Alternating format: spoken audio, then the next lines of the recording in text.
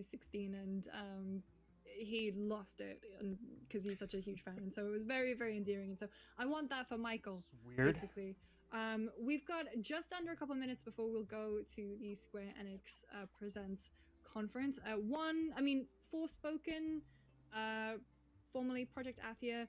I wonder if we'll see more of that today, but also I think what's more likely is it is the 25th anniversary of Tomb Raider this year. I would love to see them do something with that. I don't know if it would be a new Tomb Raider game or maybe even just like a remake. You're taking too long. Jesus fuck. To do to get fans of Xbox excited.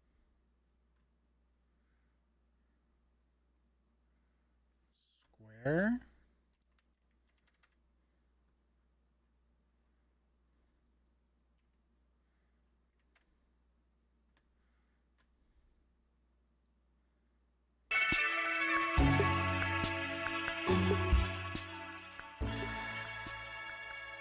All right.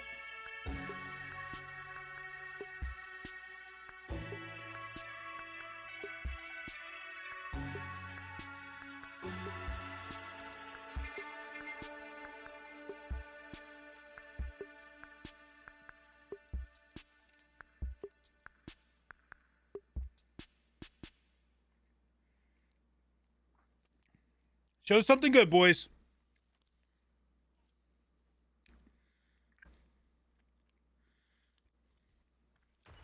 Good afternoon, everyone. It's Matt Mercer here, and I'm back as your host of Square Enix Presents.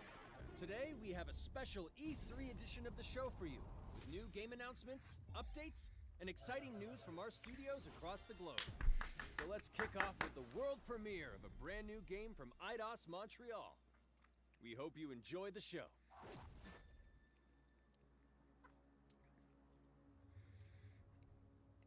New Tomb Raider? I am so proud of you. Not new Tomb Raider. Do you know what a birthright is, Peter?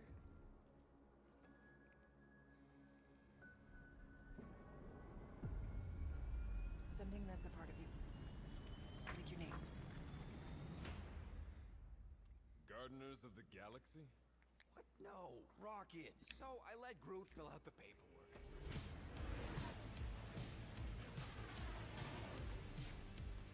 So we got fined. We appear to be 6,963 units short. I know, we clearly need a plan. If you see anything with claws the size of Drax, let me know. We got this! Fuck yes. Drax, throw him. No!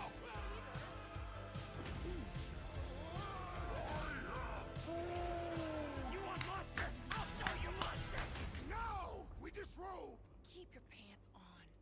Although, it could be used as a distraction. Smash him up, Drax! Meet your maker! We're all professionals This here, right? what gets me is that I know this is gonna suck because it looks like it's on the same engine as the Avengers. I did exactly what? Gamora, no killing teammates. That's who. It's literally in your contract. I made no such commitments. In less than 3 cycles, all would be lost. The galaxy cannot be saved, Peter Quill. We can do this together. Fucking great, Quill!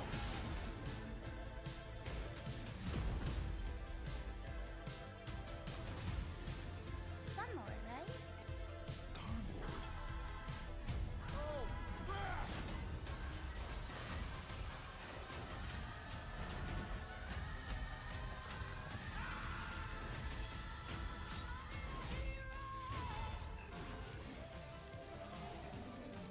I want to be excited for this. No, of course I will. I'll call you.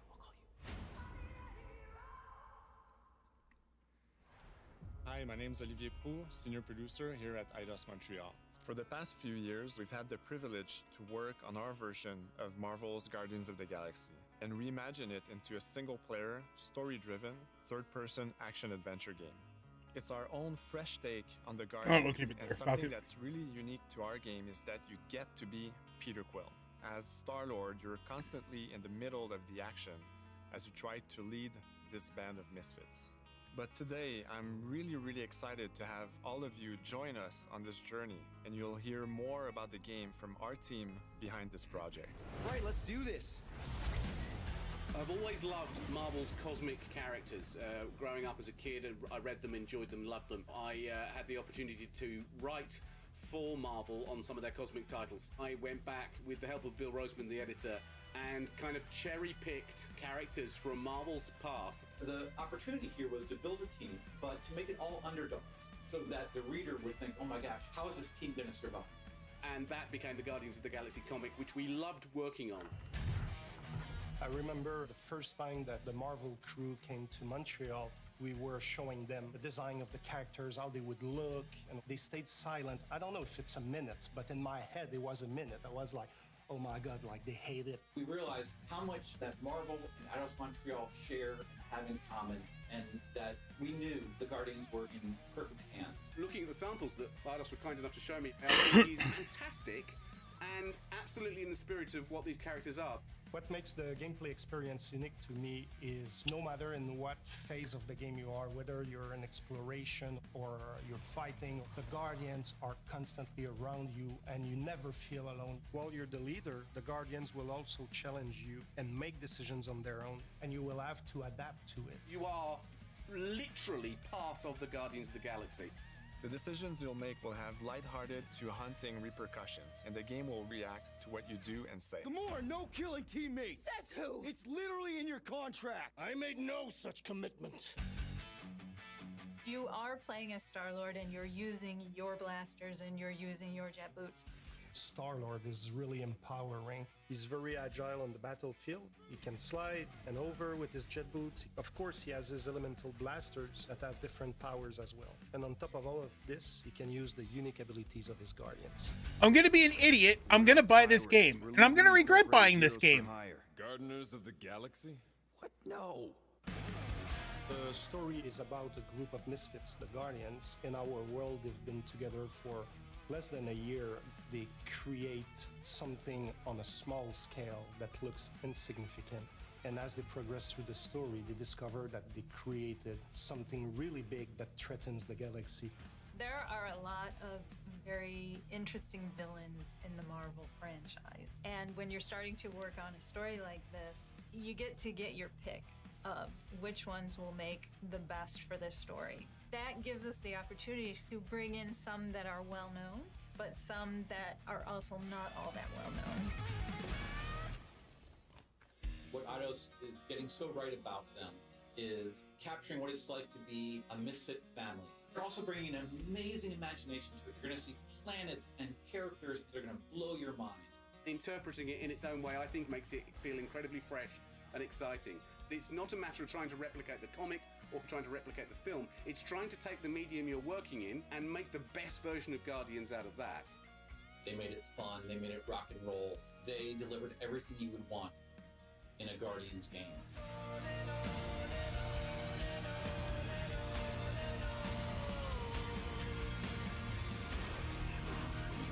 This is gonna, I'm gonna buy it, and it's gonna hurt a lot.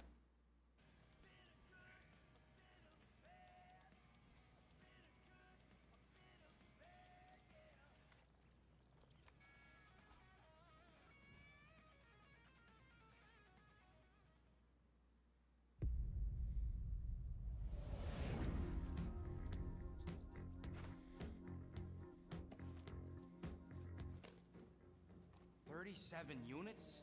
We appear to be 6,963 units short. If we intend to keep our ship, Peter Quill. I know. We clearly need a plan. What about selling Gamora's crap? What? Oh, come on. You've been hoarding them stupid knickknacks ever since you first joined us. I mean, don't tell me they ain't worth nothing. Quarantine zone was always holding out on us. My figurines are not knickknacks. Team's in trouble, and you can't be bothered to make no sacrifice. I will sacrifice your head. And take us to the majestic mountains of Kakarantara.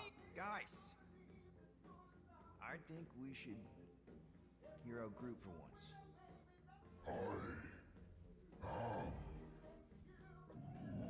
You know, the only problem with your plan is that Lady Hellbender only buys monsters, and you are not a monster. Groot, are you really offering to... No, he is not offering that, okay? It could work. So, Groot, I guess we could bust him out after. Absurd. Lady Hellbender seeks the monster within. The small, ugly one is clearly the correct choice. He's cruel, sadistic, and his soul is filthy and filled with rage. I vote we sell Groot. I honestly think Lady Hellbender will go for it. Yeah, well, I vote for not. I also vote for the creepy little beast. 2 votes each. Peter?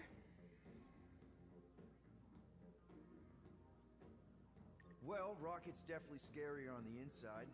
He's unstable and vicious and totally oblivious to the needs of others. Okay, we get it. All right, let's do this. Let's go sell a monster.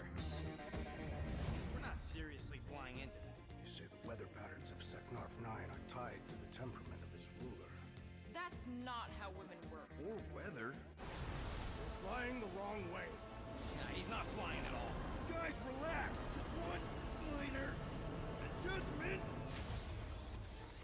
I ever mentioned how much I hate rain? Hellbender's castle isn't even that far. That is not a castle. It is an impregnable fortress. So how do we impregnate it? Ask Peter! Let's just get closer. We'll figure it out on the way. I don't know, guys. I don't know. Beast merchants, we will easily gain access to Lady Hellbender. Good. We've already got a beast.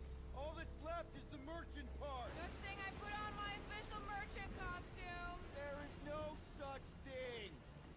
Right? The fact you ain't sure don't bode so good. Whoa!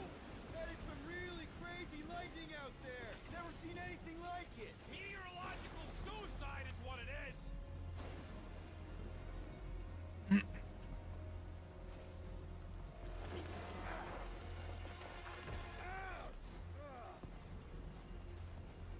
Hey, is my jacket all right? At least you got a jacket.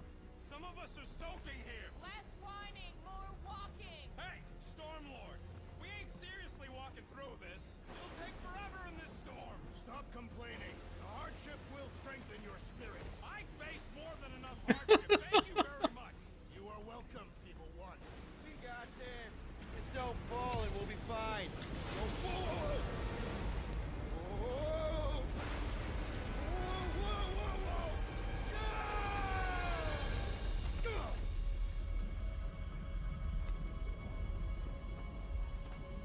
Everyone okay? We should have gone to Maku 4. I would be wary, Rodin. You know what? I survived freaking Half-World. I think I'm scared of some little... It's not alone. Get ready. What are these things? They are amorphous vermin. Shoot first, questions later. Drop them, Gamora! This won't hurt much. Smash them off, Drax! Meet your maker. Steel Boy's enjoying this way too much. This is the local fauna! It's about to be an endangered species. Groot! Hawkeye time! Oh, you, Rocket! Time to go boom! I am eager to experience Lady Hellbender's legendary menagerie. Should we ask them for directions? I'm thinking maybe they are directions. Oh, like a signpost or something. I'm not saying it's an arrow with the word fortress on it, but statues suggest civilization, and the only settlement I saw when we were topside... It's Lady Hellbender's fortress. Dead end. That's just great. It's a retractable bridge. They used them at the prison I was in. Too bad the controls are on the other side of the giant chasm. What do you not have time to dawdle in this jungle? I shall hurl the creature over the chasm so he may activate the bridge. I may activate a hole through your face. Put me down. It'll be fine. Just curl up in a ball. What? Drax, throw him. No. Very well. Peter? It's okay. He'll land on his feet. Ooh. I guess that only applies to cats. You sons of sharks! Scut-busting ass! I am not familiar with these words. Order the beast to do its job. Rocket, come on, man. Ram it, dash face. Fix the bridge and we'll raise your cut by 5%. I want 10. Okay, deal.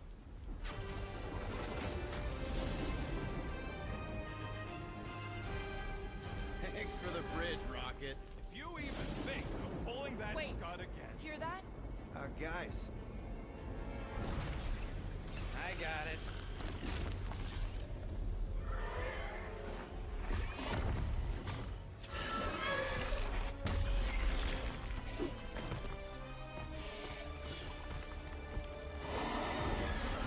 Roro. These creatures are perfect predators. Stop cheering for the murder monster.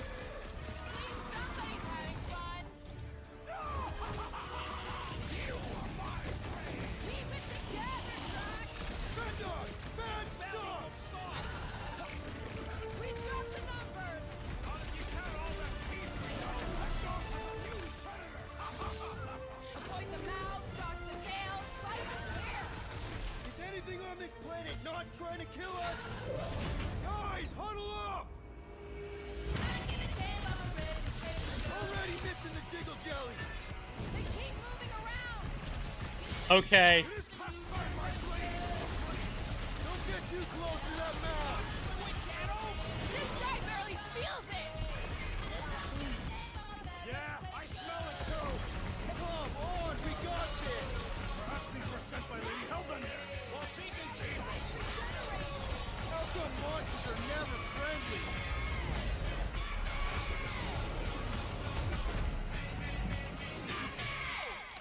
That is definitely in my top 10 fortresses. Peter? Aren't you forgetting something? Oh, right. The cage.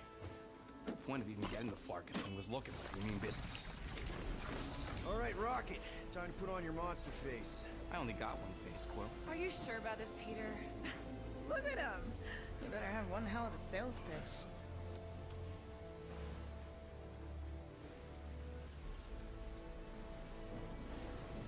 Maybe Gamora's right.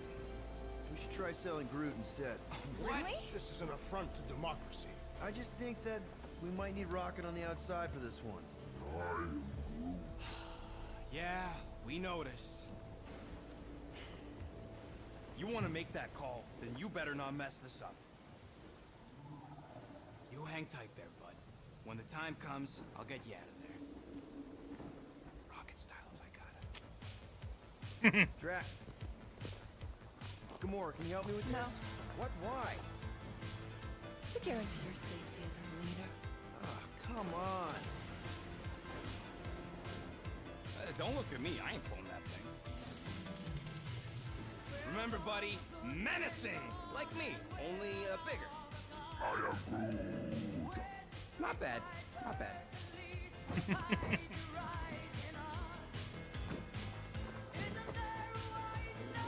Easy, big guy. So, how long before someone else wants to pull this thing? You're 60 clicks from the fortress. I'd say closer to 75. We got this.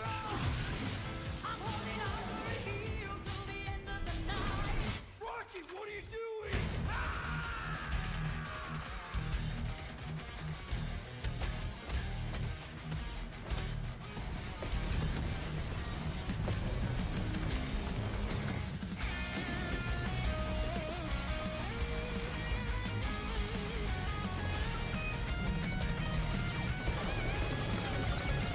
Who's the monster now?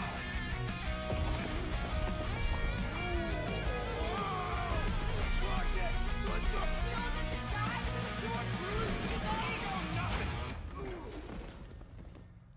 Ego and nothing. Guardians of the Galaxy. How many times do I have to kill you? The audacity that you thought you could rob me. Dweller, feast upon them!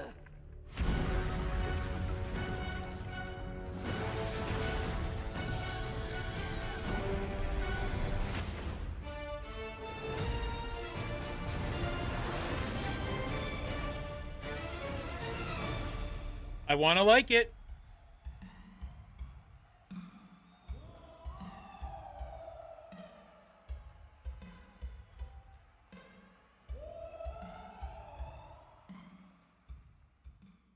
Now we're we're going to revisit two iconic brands that are being remastered for modern platforms. First up, relive the classic games in the Final Fantasy series, and then get one more peek at Legend of Mana ahead of its June 24th launch.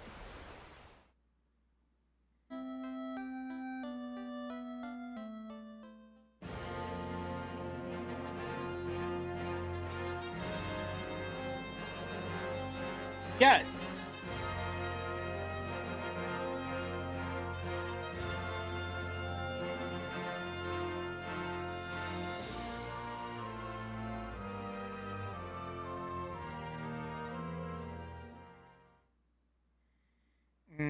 God, that feels tasty.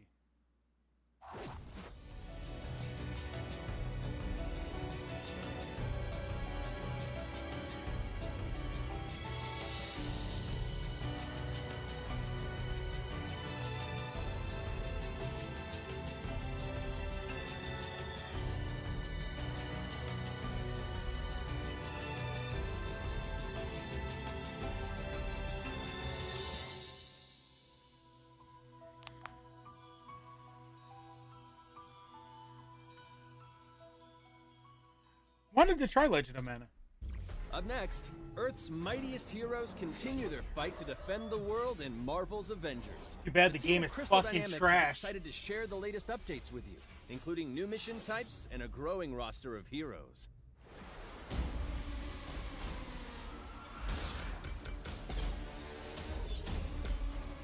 Avengers, secure that super weapon at all costs. Cosmic energy is building up. Every second counts, people. Keep it moving. It's beautiful, isn't it?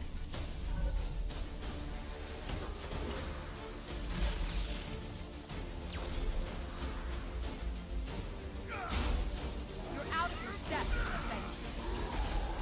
Strike me down, Monica. I see this and I just get upset. The world doesn't need Avengers. AIM will save this world. I will save it. There is no end to these clones. You don't understand what that cube is capable of.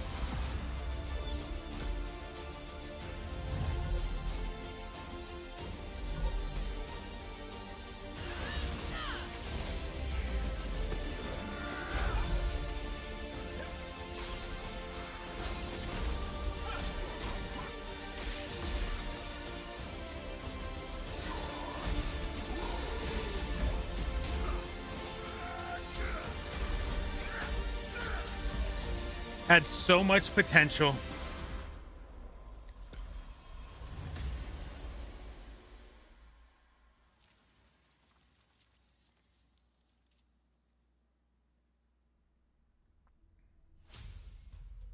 I applaud your efforts to connect with your roots, but as a man who has seen 3 Black Panthers fall, I must warn you of a few things. Many eyes follow the path you are about to walk down.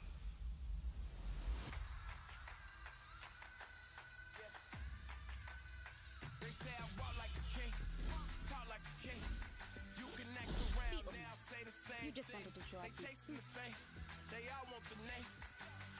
But they ain't got what's running through these veins. Make way for the king. It is Claw.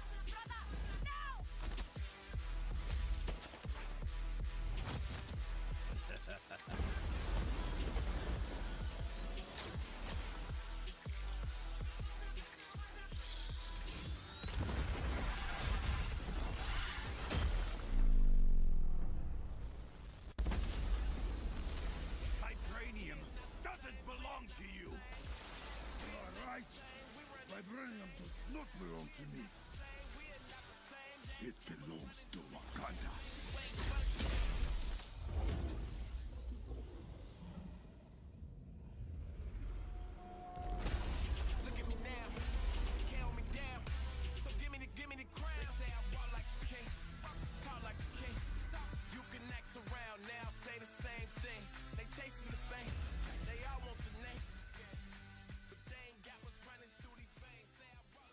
I want to like it. Now it's time to give mobile players a quick look at some of the games that will be available in the coming months. Good evening, 426. Our intelligence reports a new threat to global stability. Their reach is unlike anything we have seen before. Following Agent 47's disappearance, you were selected because of your remarkable skills. Execution must be perfect. We will strike from the shadows, and they will never know what hit them.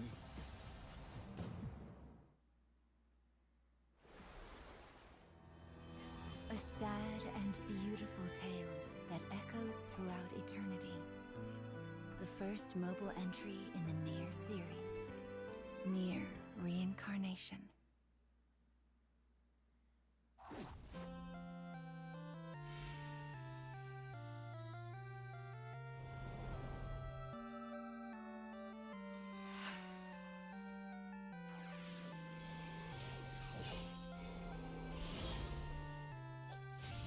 I've never played this.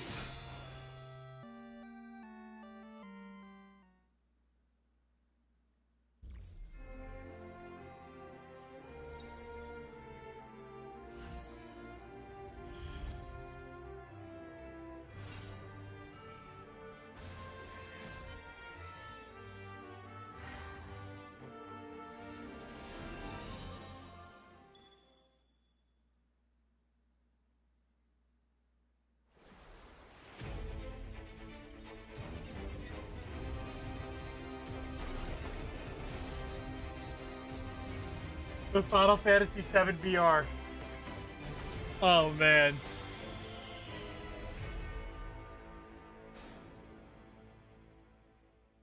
I mean, I'm not gonna lie, I am gonna get it, but let's be honest. It's the Final Fantasy Today, VII the VR. team at Platinum Games is giving you an exclusive look at the epic world of Babylon's Fall, featuring fluid combat, powerful weapons, and a unique art style.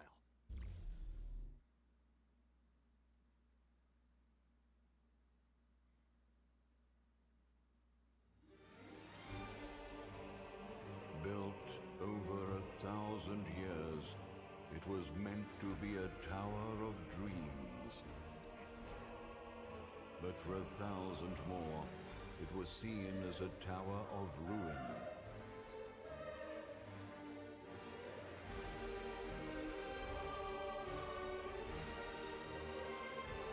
Persevering through fire and ice and the coldest of winds, eventually the tower became a symbol of unrelenting ambition. That tower's name is Babylon.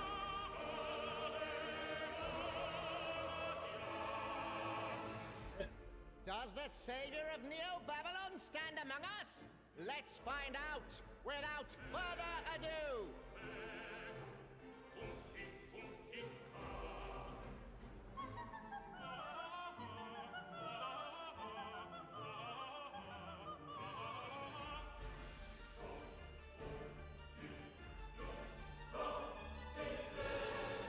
If I'm to die, then I'll die for hope, for what little hope there may be.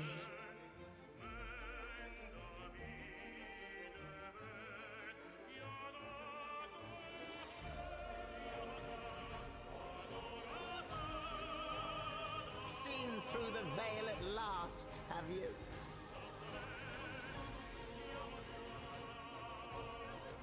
We're all prisoners of our subjective reality. Looks like kind of like a Godfall Diablo type game. You like to end up seeing only what you believe. Dare I say, even like an Avengers.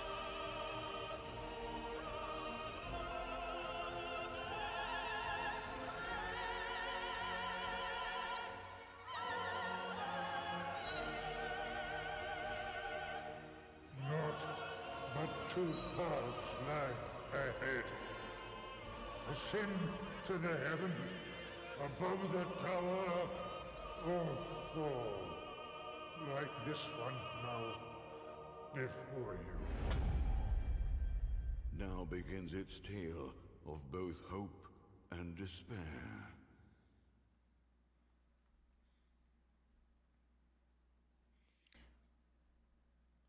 I try it.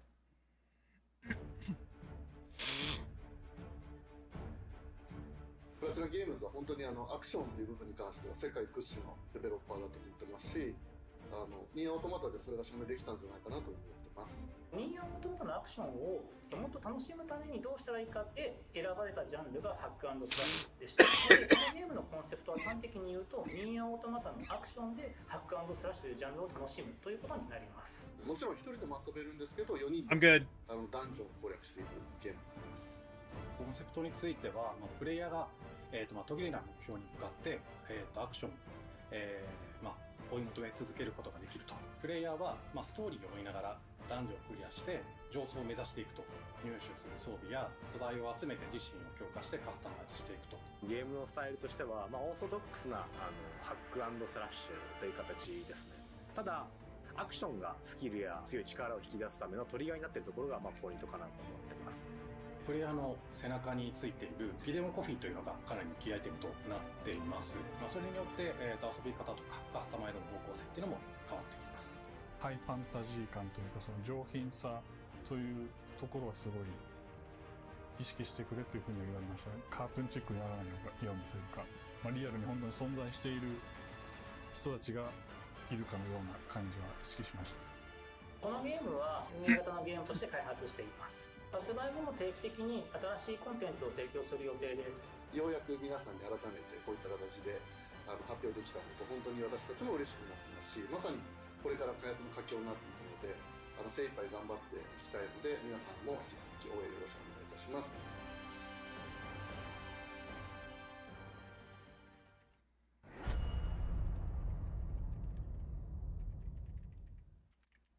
Now let's check out the next major entry in the popular Life is Strange series, True Colors. The team at Deck 9 is ready to give you a deeper look at Alex Chen's psychic power of empathy. But first, here's a look at the Life is Strange Remastered Collection. Feels so weird to be back. After 5 years, you're still Max Caulfield. What do you remember about us as kids? I think about us as little pirates, running and jumping through Arcadia Bay. We are awesome!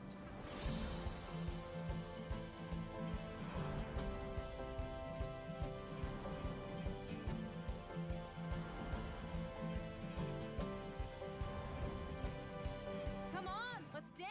Or take my picture with your new camera. We both got scars and it's so hard to That's Rachel Amber. After my dad died and you moved, I felt abandoned. Oh, good, you're here.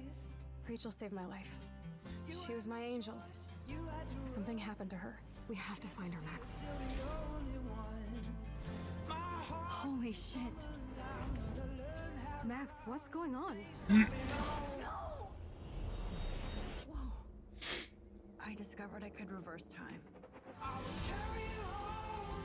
What the hell is this?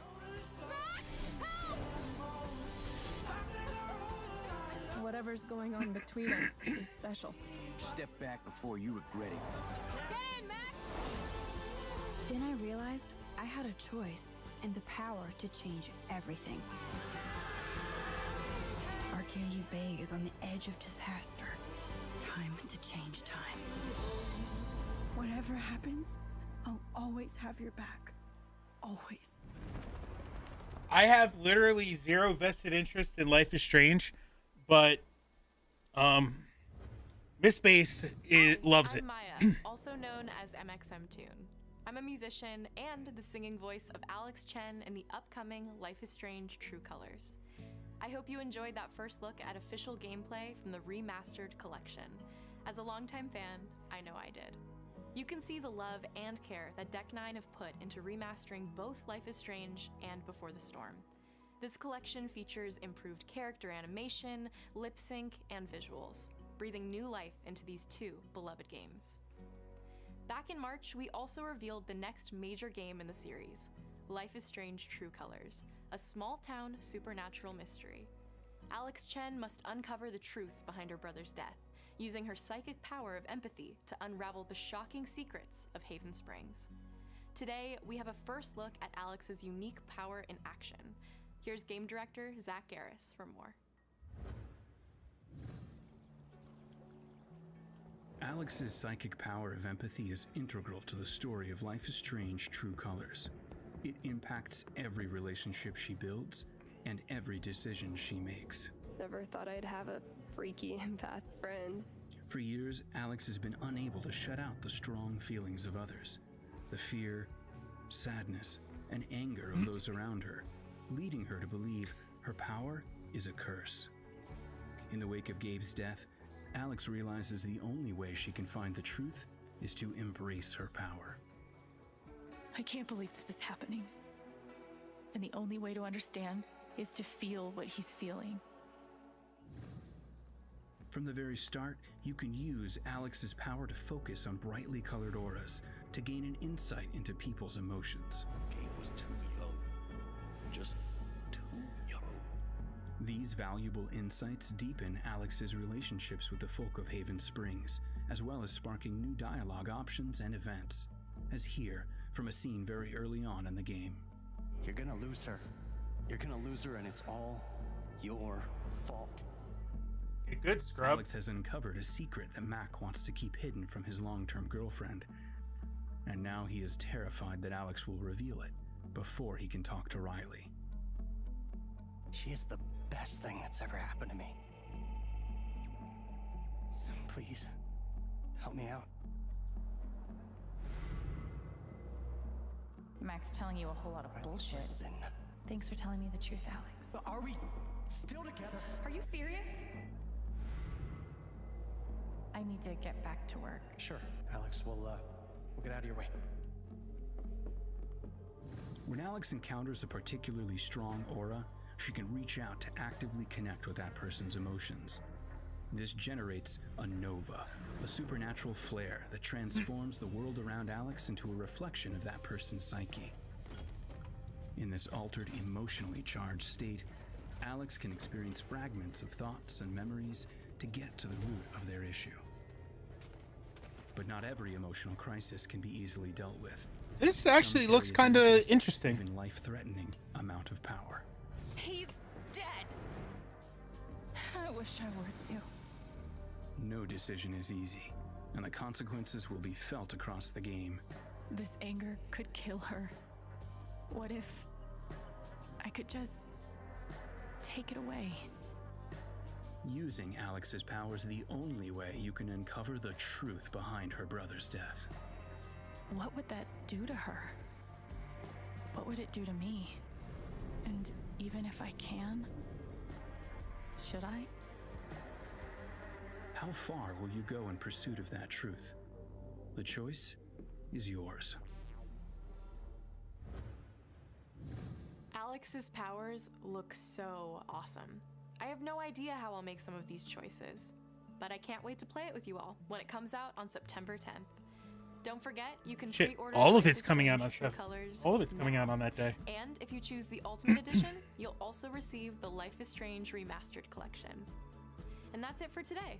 Make sure to follow the Life is Strange social channels for more.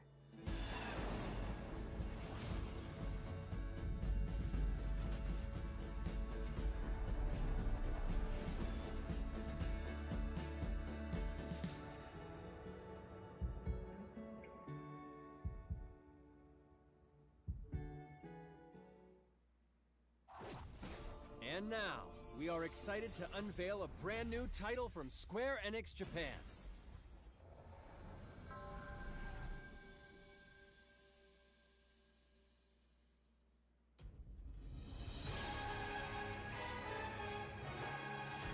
I'm here to kill Chaos. That's my mission.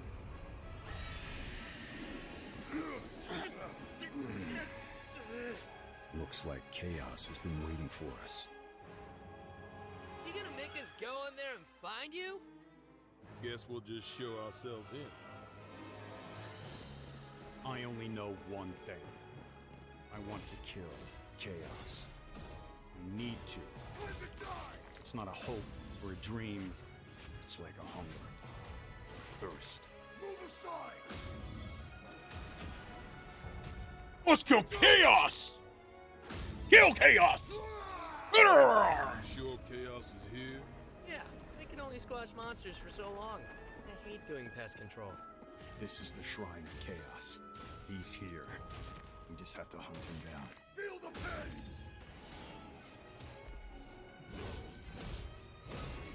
The darkness is so thick I can taste it.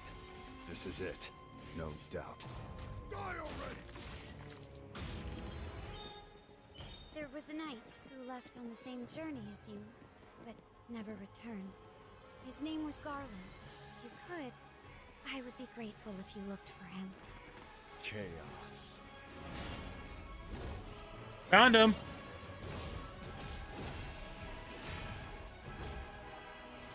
I'll crush you! Know when you're beaten! And who are you? We're here to kill Chaos. The prophecy's very own Warriors of Light. Real. He always wore such splendid armor, with a helmet that was terrifying to behold. It's Garland! No. I become chaos.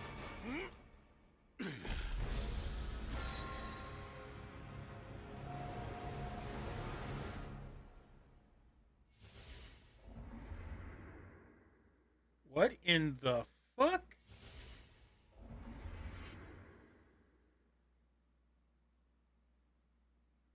Okay. I'll leave you with a look at some of the amazing Square Enix titles you can play now, as well as those to come. I hate to be the bearer of bad news, but Just hit me with it. we're gonna drop plate number 7. They're gonna do what?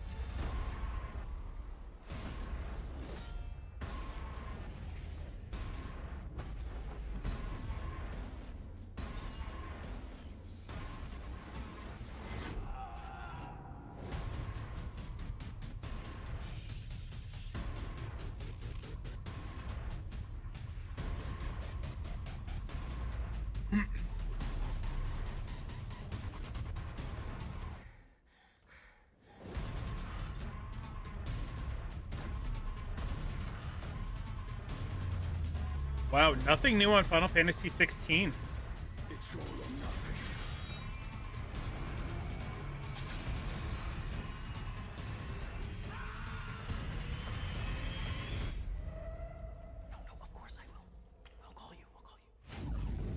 Thank you for joining us today. Keep an eye out for news about our next Square Enix Presents. I'm Matt Mercer. See you next time. Wow.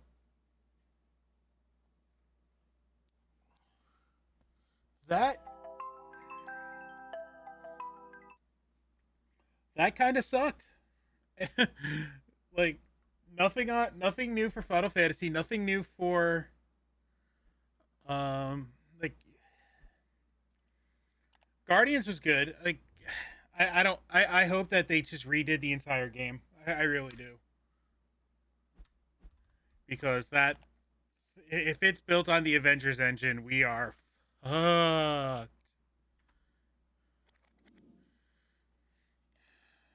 What's today's date?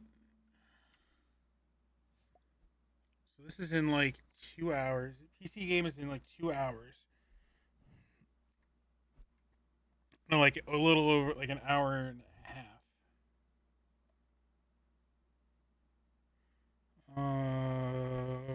Fuck. I'm trying to see what else. There's supposed to be a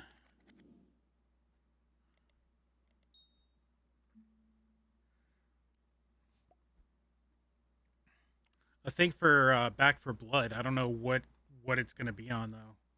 Warner Brothers, maybe?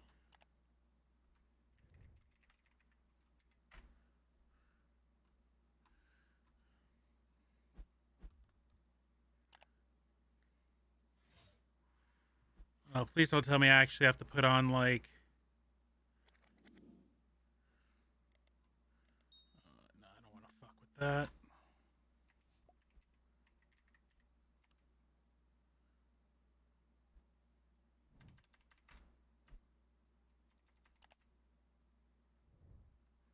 Warner Brothers Games.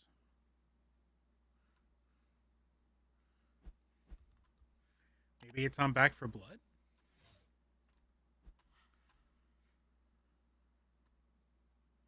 No, no.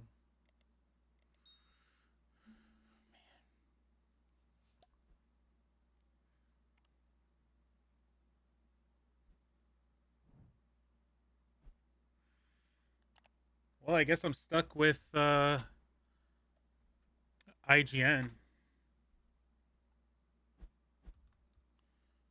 don't want to do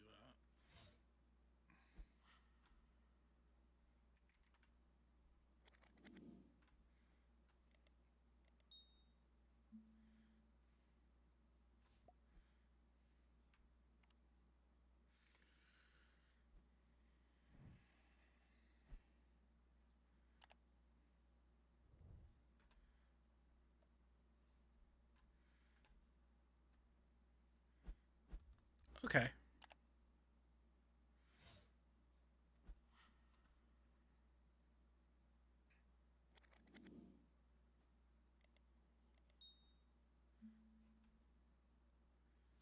We'll leave it at that.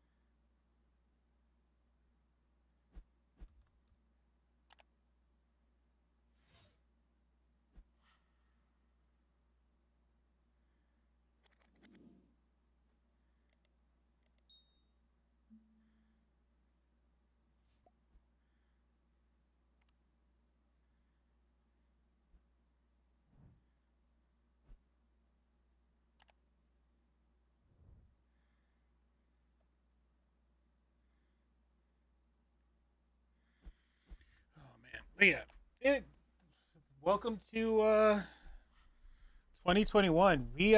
I'm going on Twitter. I was looking at reactions to a couple things, and there are some things that make a whole lot of sense. Like, games are still being built for last gen for no other reason than because why not?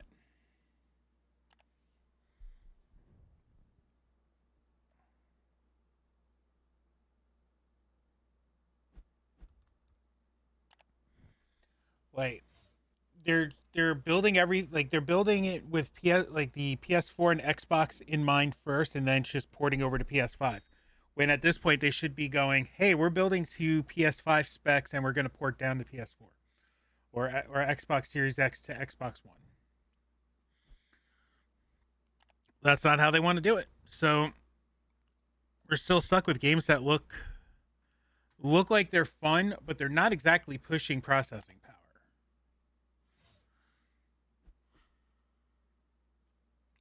Which, like, what are you gonna do? There's not a whole lot going on, to be honest. Like, we're stuck in 2019.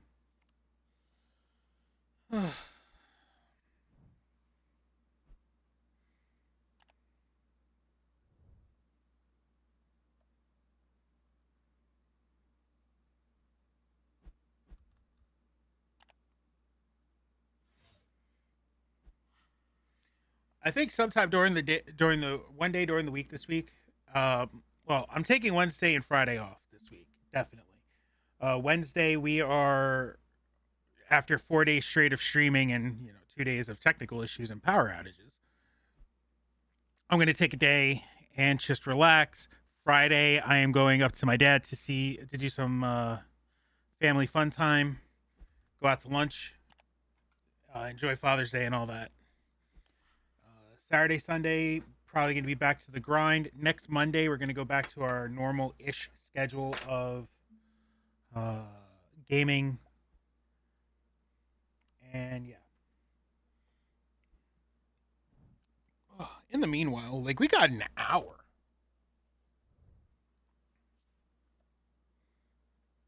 Oh, I thought I had, like, a mark or something on my neck. Awesome. So we got like an hour and change. What we're going to do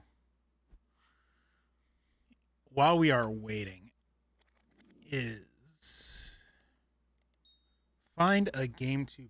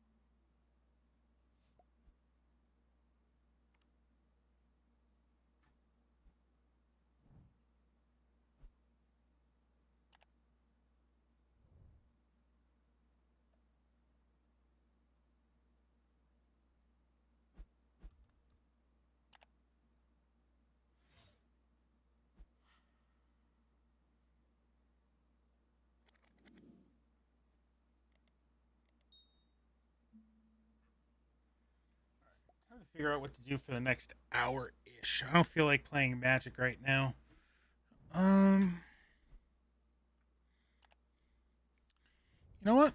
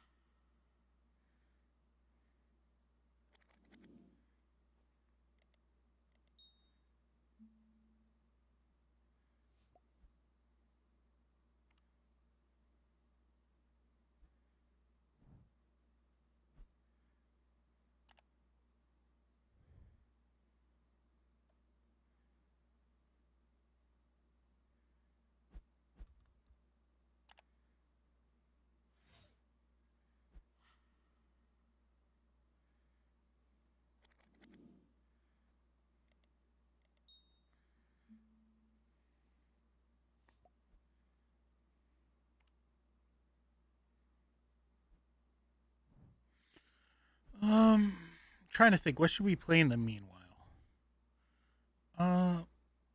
Fuck it.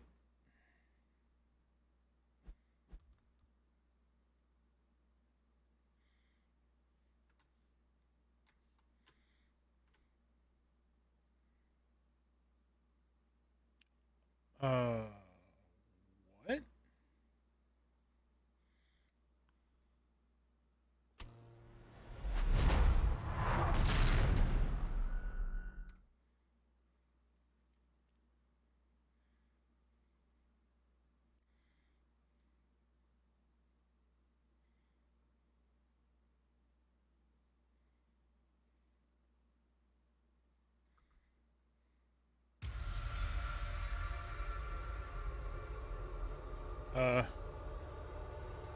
Hello, game?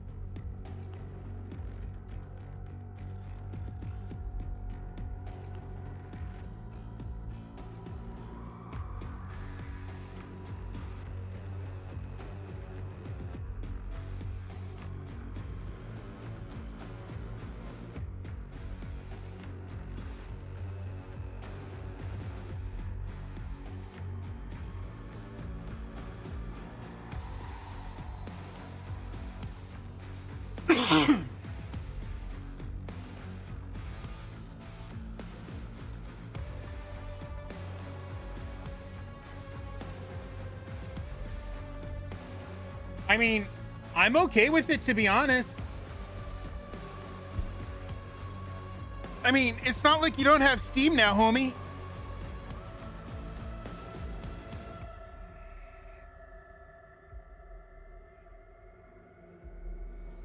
I'm just trying to figure out why I can't stream Doom.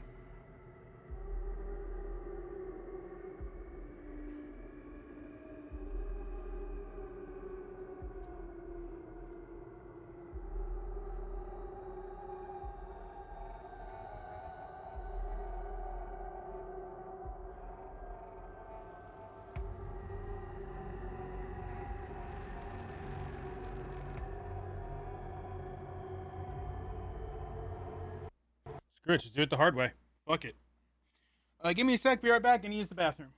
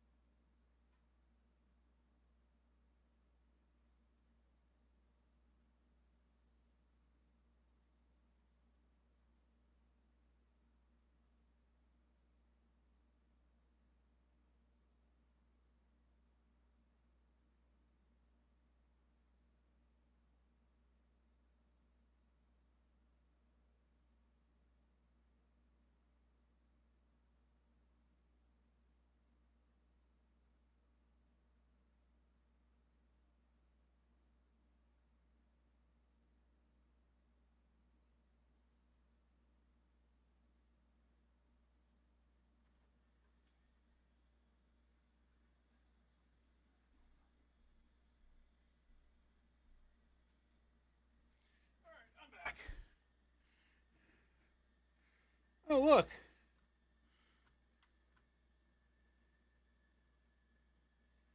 I mean, homie, if that's the case, then I think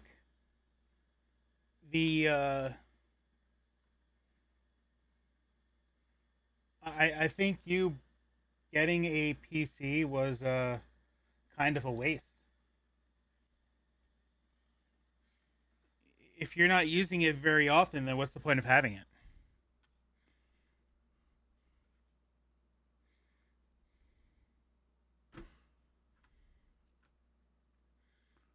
Let's try this again.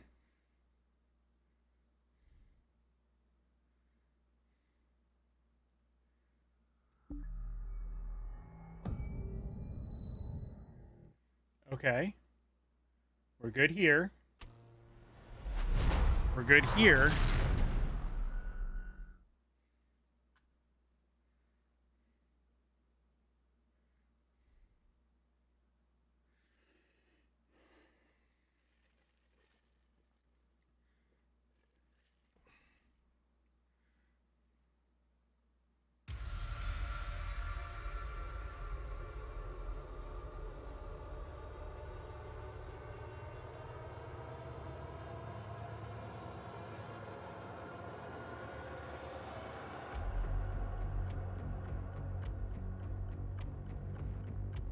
I mean, you could still hook up a controller to your PC, homie.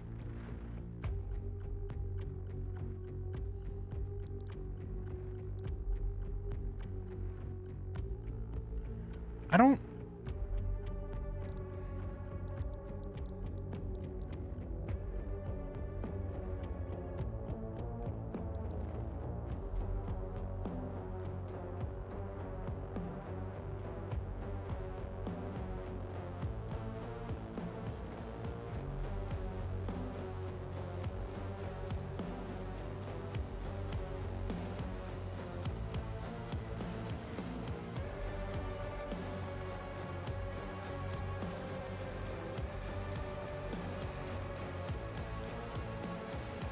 All of this bullshit just so I can log in.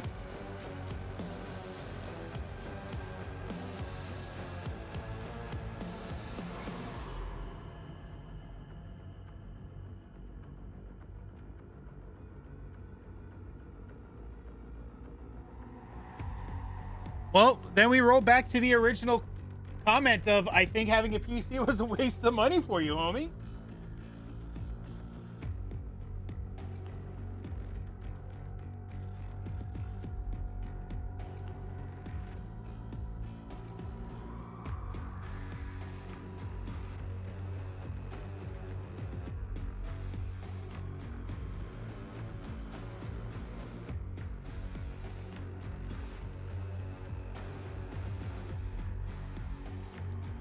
Oh, okay.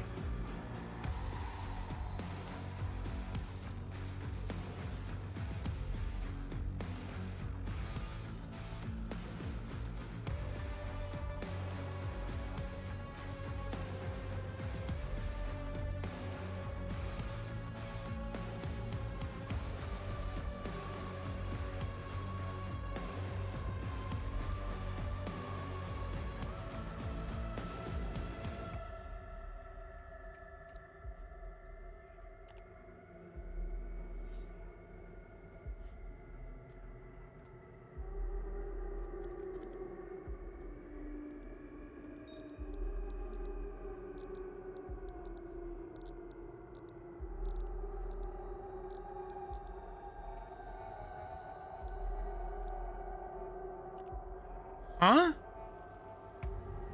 Oh, am I gonna have to...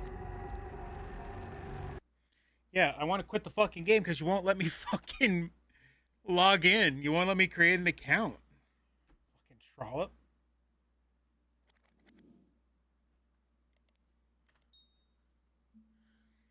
All I want to do is kill demons and shit. Like, let me do that, game. Let me love you.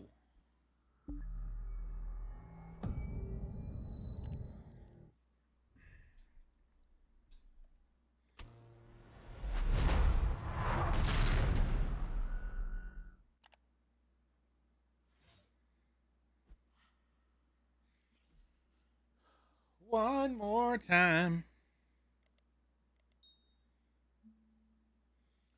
I mean, so far, yeah. Like, I'm waiting on Back for Blood, which is going to be on at like 5:25.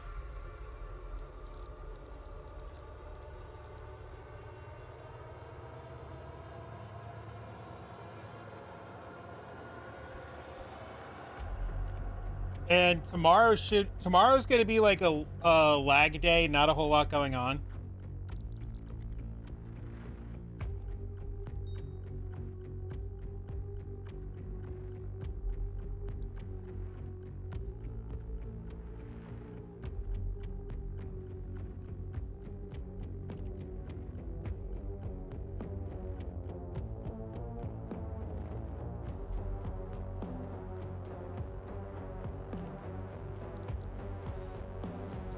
Finally.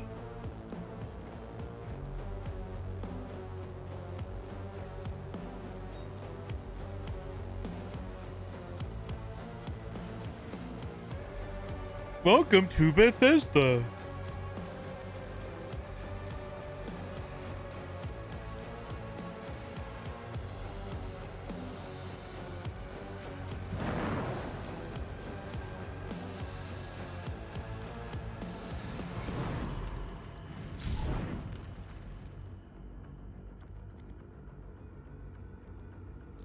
Okay.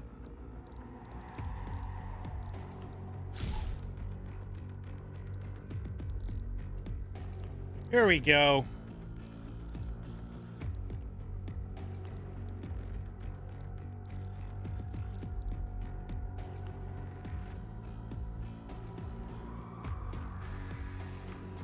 No, everything that I could possibly want to play on Xbox, I could play on PC, so I don't need to worry about it.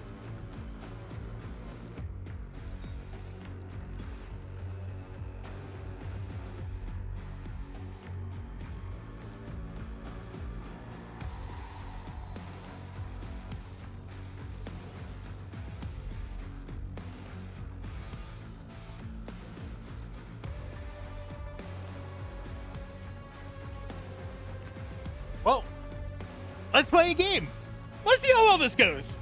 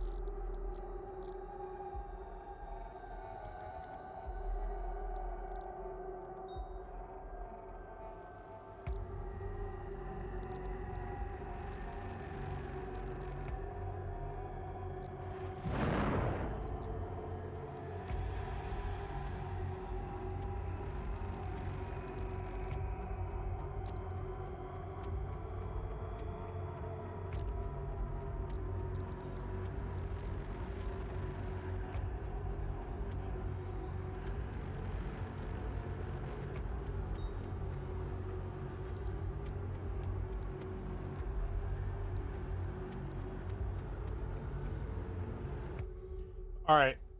Let's see if my game just decides to take a shit. Against all the evil that hell can conjure, all the wickedness that mankind can produce, we will send unto them only you. Rip and tear until it is done. No, I can't slow it down. It's like a video.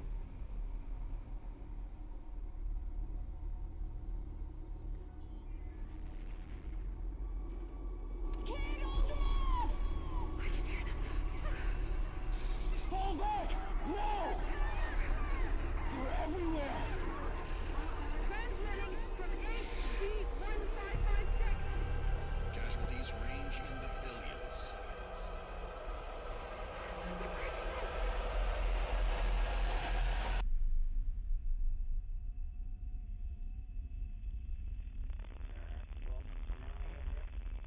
We must pray now. Pray that he is watching.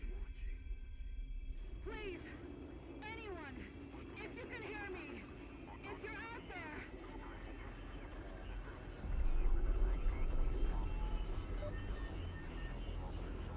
Attempting to acquire the Hellpriest signal.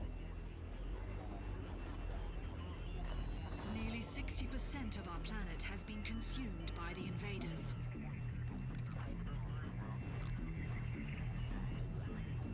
We have the Hellpriest signal locked in. The target is marked, but the signal will not hold for long. For it is he that they fear, not man, or his armies. They fear the mark of the beast.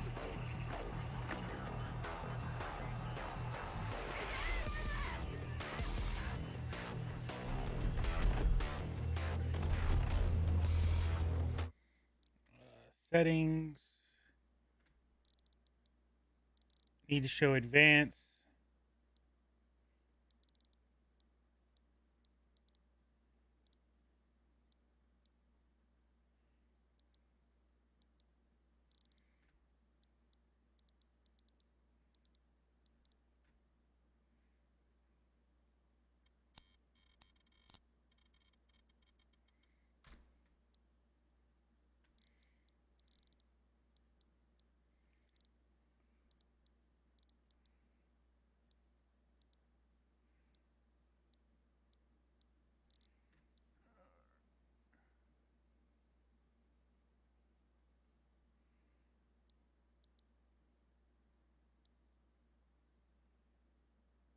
I would like to see where my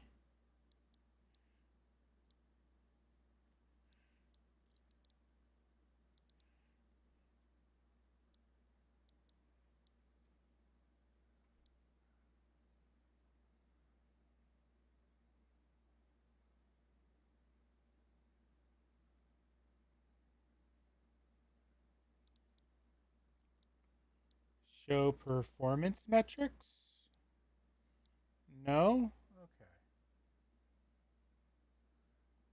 Bring up in-game menu, settings.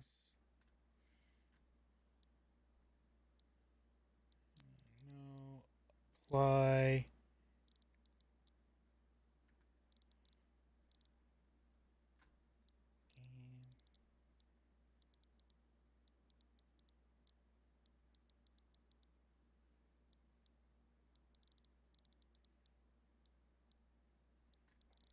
Fuck it.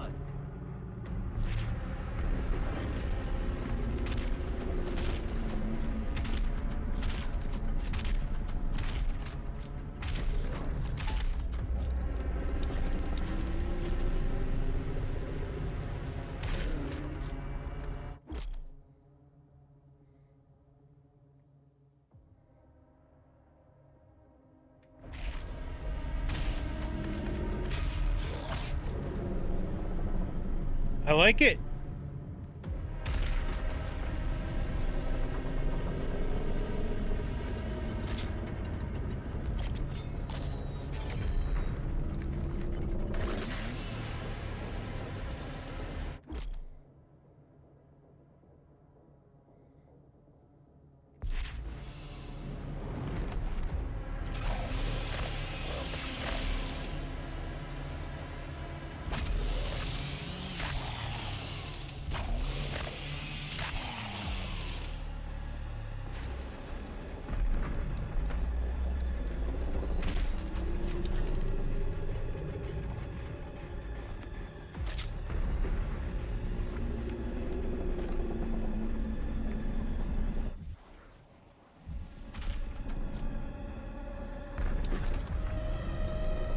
But how do I melee?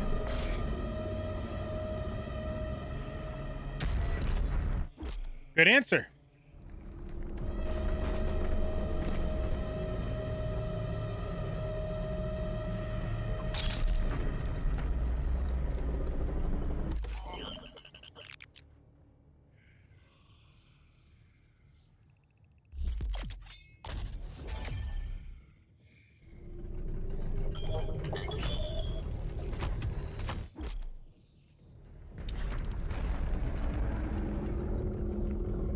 I'll get back to that.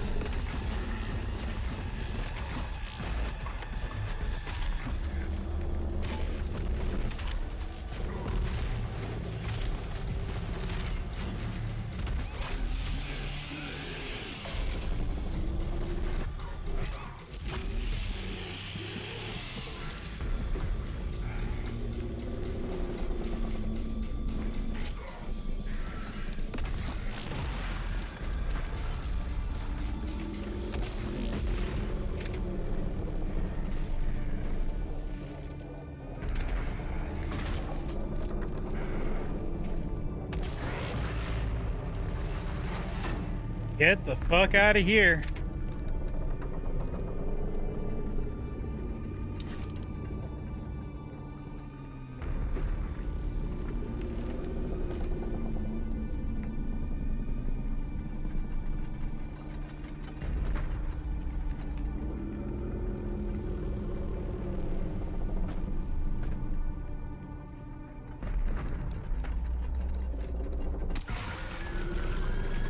Ow.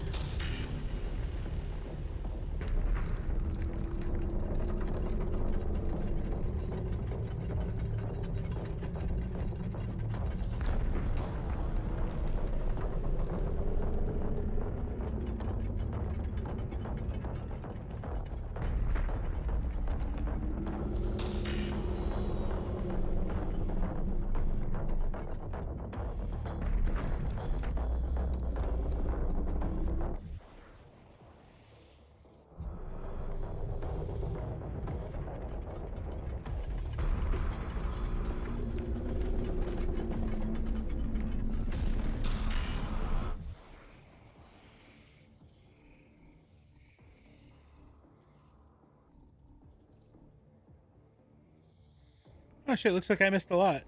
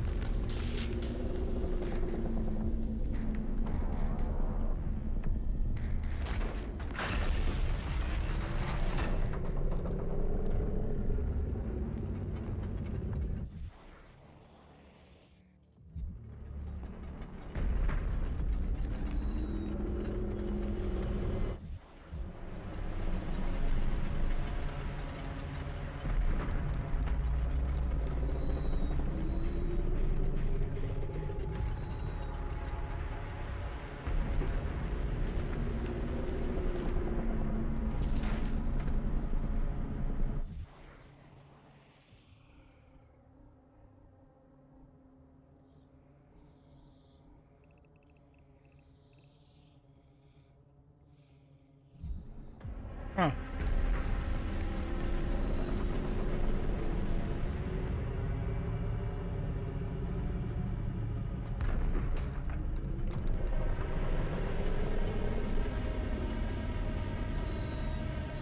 Maybe if I go back the other way.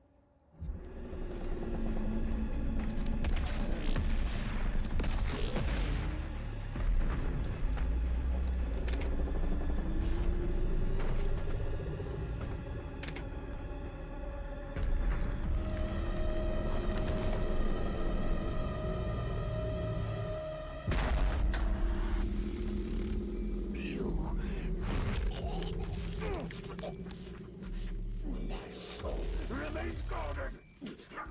You can't.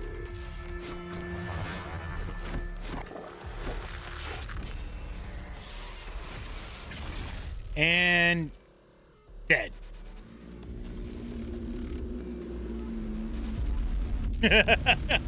Gotta make sure that ground's on straight.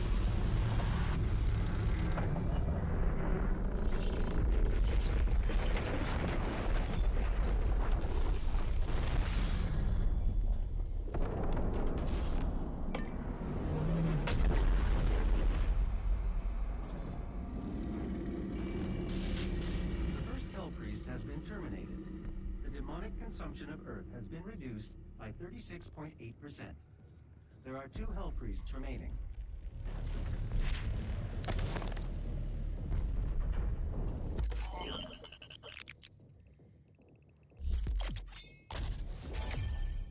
This is gonna get dirty.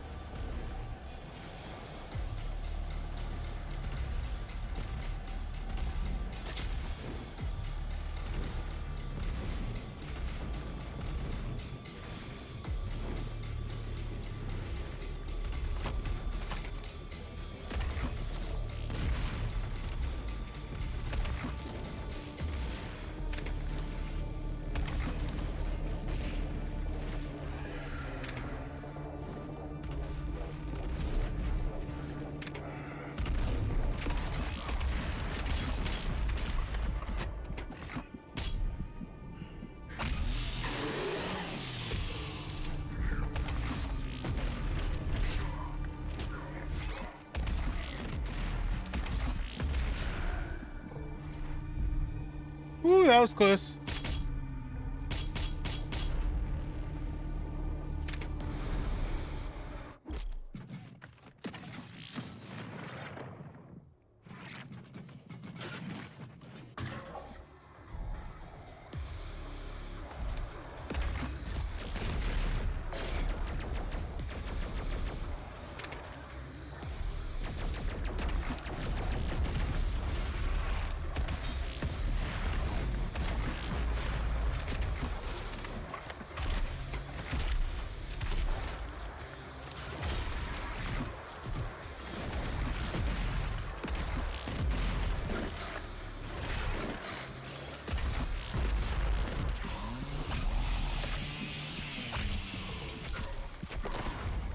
Damn. It's been a hot minute since I played a Doom.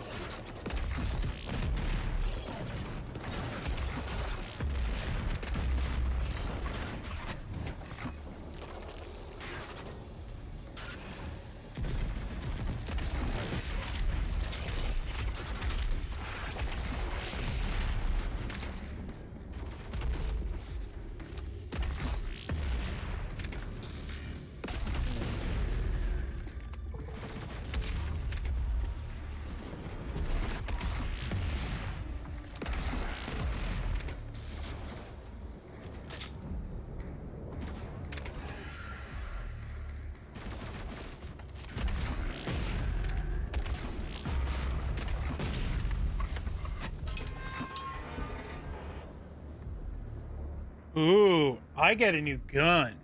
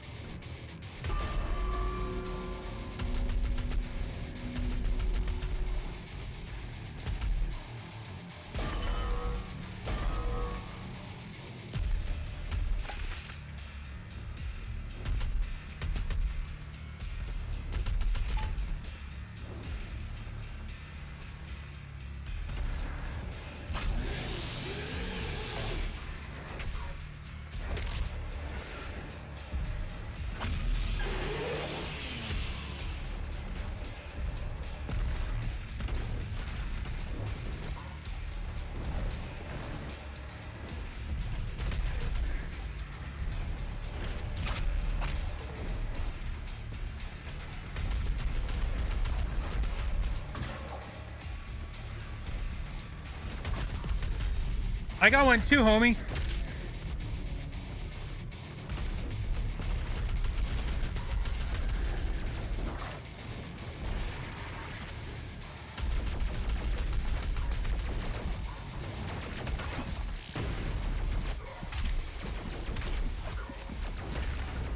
Damn. Actually. That. Go over here.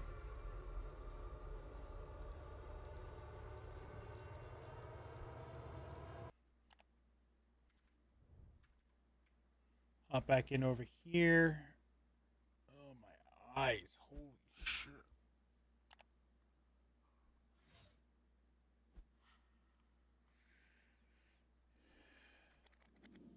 I'm working in the field of like entertainment journalism and covering pop culture and the stuff that I love.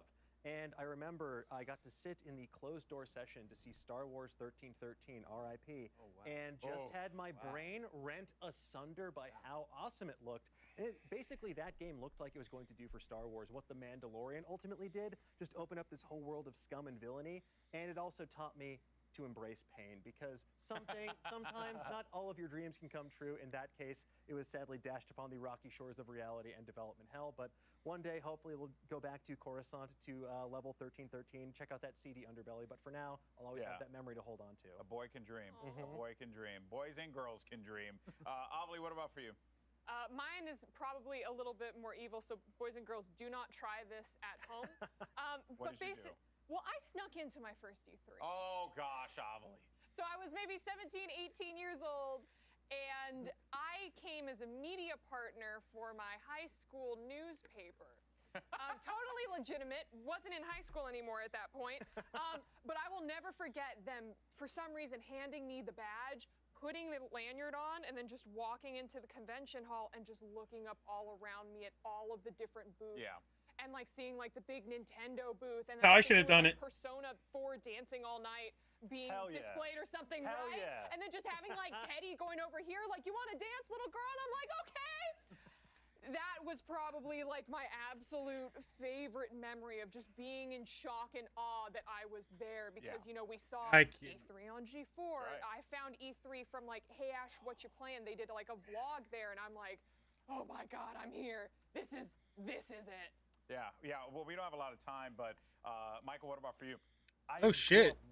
They added all the Fallouts. Okay. GameSpot DVD where they went around E3. I'm like, damn, it'd be nice to be there. 2017 was my first E3, and I did it for GameSpot, so I bust up in there. I'm like, yo, this is wild, whimsical. Like, I'm doing work, but it's wild to like collaborate with the Giant Bomb folks. I need to get it on Outer Worlds too. I'm pretty much just looking right now to see what to play in the future. So I'll never forget 2017. It was a lot of work. You realize how much work is put in for like folks at GameSpot, IGN. So it's wild. And Damon?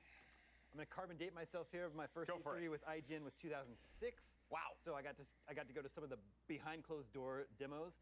And remember, 2006 PS3 and Wii weren't out yet. 360 was out, but I didn't have one yet. So I was playing PS2, GameCube, original Xbox games, and I got to go to the behind closed doors demos of Mass Effect and BioShock, and I was completely blown away. I was like, these feel like real next-gen experiences over everything I'm playing right now. And I was like, wow, this is a really exciting way to start my career at IGN. Well, before we throw to our next segment, I did want to say my quick E3 story. I commentated a Major League Gaming show match for GameSpot, where I flew in the last day of E3, because that was like all they could afford. Fly me in the last day of E3 at the last moment, at the last hour of E3. It was my first one, but I remember being on that airplane, going to LA and saying to myself, Mama, I made it. It was a great time. But we have so many great stories, not just from us, but also from all of our friends all around the industry. And some Do I not have as well as influencers all around had a bit Yakuza to say about anymore? Their favorite moments from E3. I'm a criminal.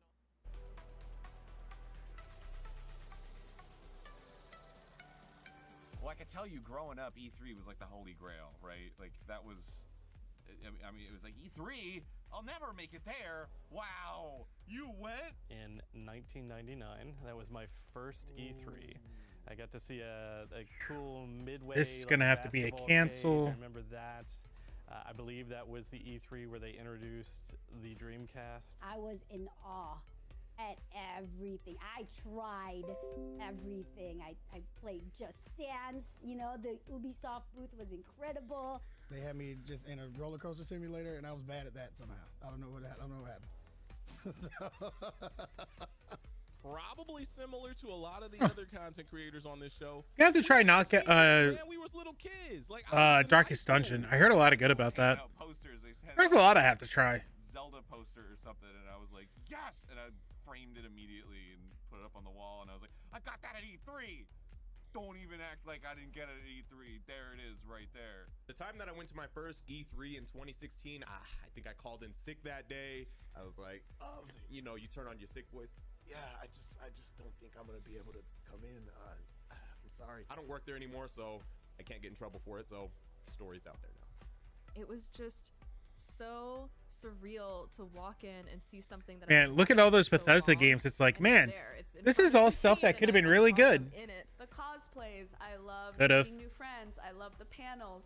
I loved walking on the showroom floor and just seeing all these new things. It was just unreal, and it really solidified a lot of feelings for me, knowing that I wanted to be in this industry. I had all this swag on me from one of the halls where I played a whole bunch of games, And then I get to the next hall because I wanted to go in there and see what it was. It was the one with Sony and Microsoft and also Nintendo.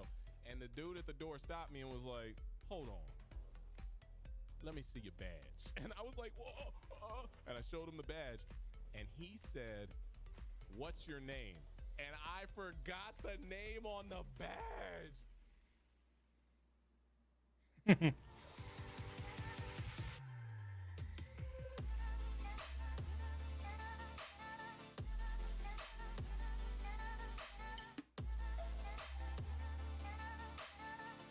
We got 10 minutes until Back for Blood.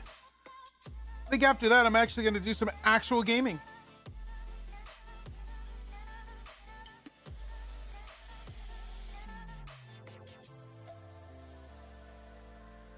What's up, everyone? I'm Brian Altano. In today's fix, we get our first look at Avatar: Frontiers of Pandora. Far Cry's most iconic villains are back and badder than ever, and Mario and Rabbids: Sparks of Hopes has been officially revealed by Ubisoft after Nintendo leaked it themselves yesterday. I'll get to that in a sec, but first, here's my friend Stella with some news about the upcoming Avatar game.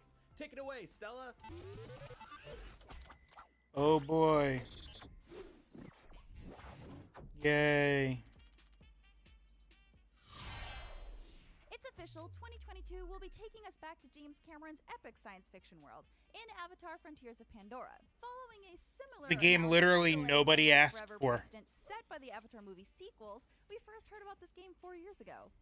Based on what we saw in today's Ubisoft Forward presentation, it looks like this action-adventure game is set in a first-person open world featuring the Western Frontier, a part of the planet not previously seen, home to the franchise's signature living, reactive alien biome. While the game stars new characters, it's clear from the trailer that it's still humanity and mechs versus the Na'vi and the wonders of nature, with a strong focus on air combat. Somewhere, Max Scoville is thrilled by this news. Developed by Ubisoft's massive entertainment studio, Frontiers of Pandora promises to utilize the Division Snowdrop engine to expand and deepen the Avatar universe in exciting and innovative ways along with the films. Massive reportedly worked in partnership with James Cameron's production company and Disney, which could mean a game very close to the world of Pandora that we know, and different from Massive's other titles, notably Tom Clancy's The Division, and an upcoming open-world Star Wars game. The game is being developed for next-gen consoles and PC, and yes, this is what we got instead of Beyond Good and Evil 2. At long last, my dream of delivering Far Cry 3's famous insanity speech myself is coming true. As previously leaked, Far Cry 6's upcoming DLCs will explore one of the Far Cry series' most enduring elements, the villains. Can't wait for Rocksmith Plus. Season Pass will Completely off topic. Voss Montenegro from Far Cry 3, Pagan Min from Far Cry 4, and Joseph Seed from Far Cry 5.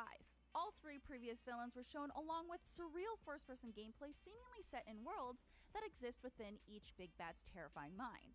All three charismatic characters seem to be surprised by the fact that they're present, but happy nonetheless to be back causing havoc. And so are we.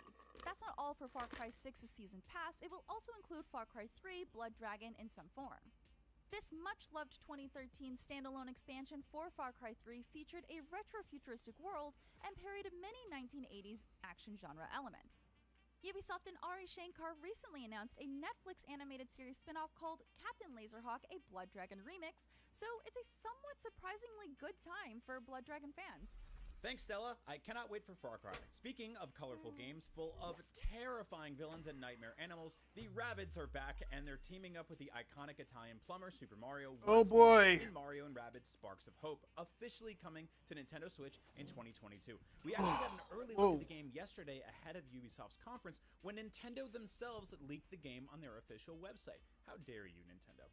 It wouldn't be a Mario and Rabbids game without a leak happening. That's part of the tradition at this point. Either way, the first game was surprisingly awesome and also a sales hit, so here's hoping the next one is even better, even if Rabbid Rosalina is one of the scariest things I've ever seen in my entire adult life. Anyway, with E3 now in full swing, what are you looking forward to most? Are there any games you're hoping to see on stage? Let us know in the comments below. I'm Brian Altano, and that was your Daily Fix. Now that you're all caught up... Are there any games you're looking forward to on stage? Yeah. YouTube, across social media, something next-gen looking.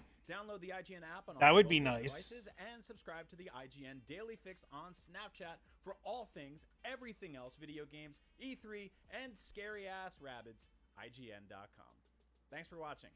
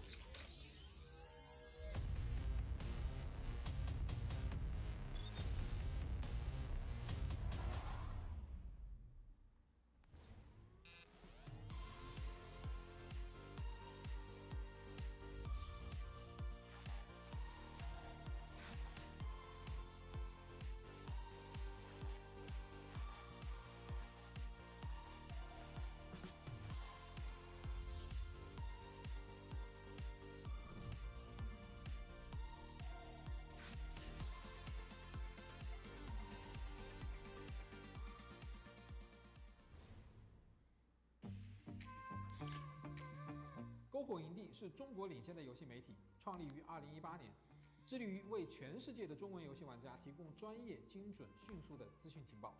篝火营地立足于中国，与多家国际一流游戏媒体同行达成正式内容合作关系，源源不断地将最新鲜的游戏资讯第一时间带给全球中文游戏玩家。自成立以来，篝火营地在全网的内容浏览量已经超过5亿，服务了数百万的读者和玩家。我们的愿景是做游戏文化传播者。您可以在全球各大手机应用市场下载篝火营地 APP， 或者访问3w.gamebonfire.com 来加入游戏传播者的行列。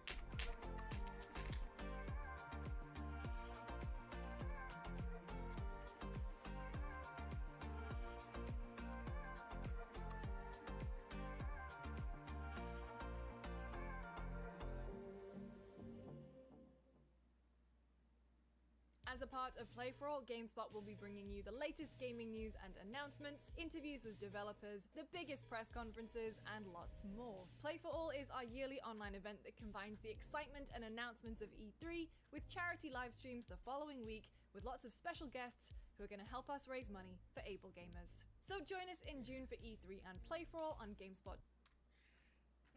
Nah, we good.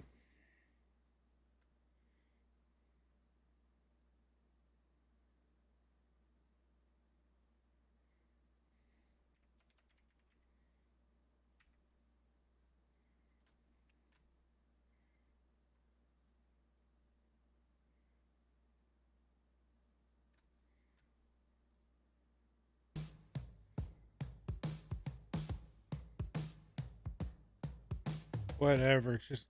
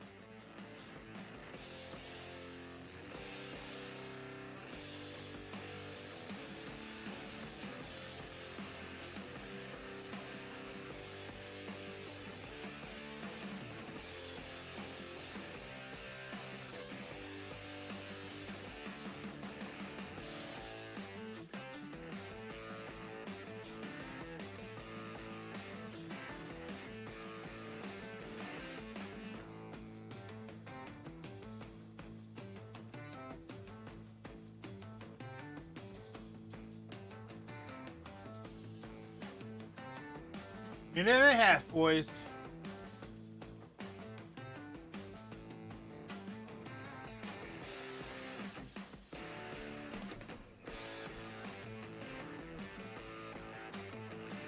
I'll tell you what, though, if this goes on Twitch, I'm switching over to Twitch because I don't like the Periscope interface right now. All those hearts going up on the corner of the screen bugs me. That's better.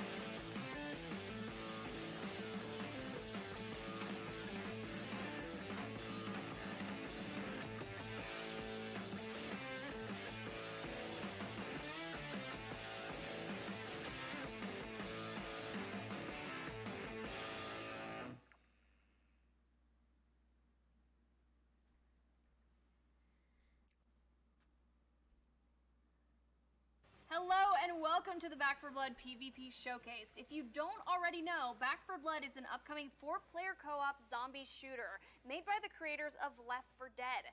Today we're diving deeper into the new PvP mode called Swarm, how it works, and what you'll be doing, maybe even a little bit of strategy. We'll also talk with Turtle Rock's lead game designer on Back 4 Blood, Brandon Yanez, to help piece it all together. Before we get there though, let's start off with the reveal of a brand new PvP trailer and see what it's like in action.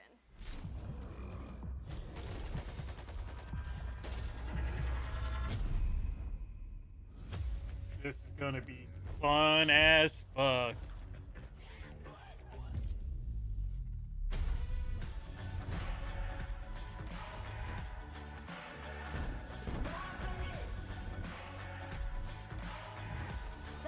Down. When I was young, I climbed up too high just to touch the sun. Back off! On my mission, no prescription, shoot for number 1. Start a riot, won't keep quiet. I'm surrounded. Heart is pumping, keep it coming. Better roll it high. This is what happens when you don't stick together. I was born for this. I'm a monster, I'm a hunter, let my demons show. Hold on tight. Keep pushing them back. Hit the gas and go. Now or never, live forever. I'ma take what's mine. Heart is pumping, keep it coming. Start to running high.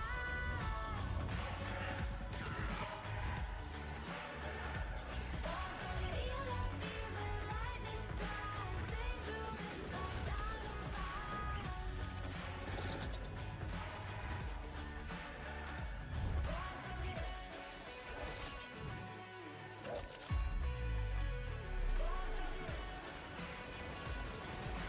Here they come.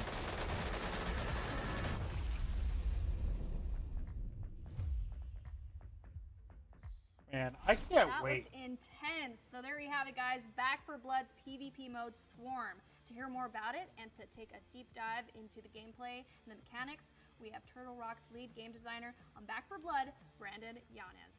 Brandon, can you tell us a little bit about the inspiration of this new PvP mode and what makes it fun and unique? Of course, so just like our previous titles, we really enjoy bringing new ideas to the table while retaining the spirit of the genre that we're working in. So Back 4 Blood's PvP is heavily inspired by our previous titles and makes survival, fast action, massive monsters, and a touch of horror. So our goal is to make a balanced and fun PvP mode with just as much replayability as the main campaign. So what's the structure of the PvP like?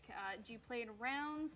Can you play as both cleaners and ridden in one match, or are we swapping between the two? Yeah, so it's played as a best-of-3 match. Teams of 4 take turns swapping between the ridden and cleaner players. The job of the cleaners is to scavenge supplies, find a good place on the map to fortify their position, and try to last as long as they can. The ridden's main objective is to kill the cleaners as fast as they can.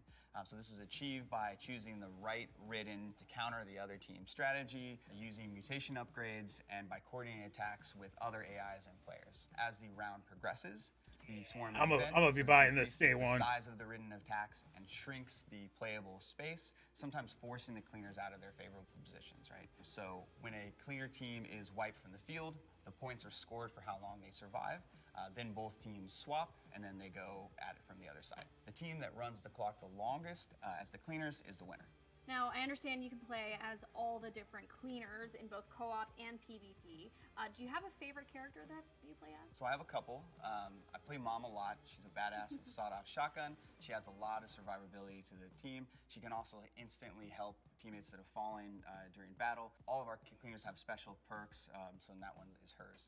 Let's jump into another trailer that goes a little more in depth on the Ridden's progression through PvP. Check it out.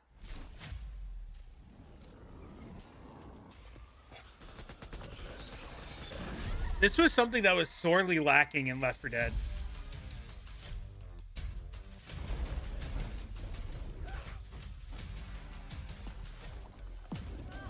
Intestinal discharge.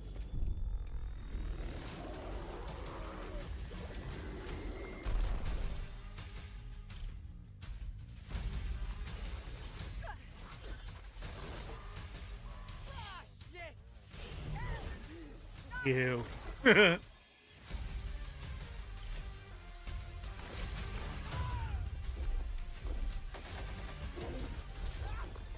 Ow.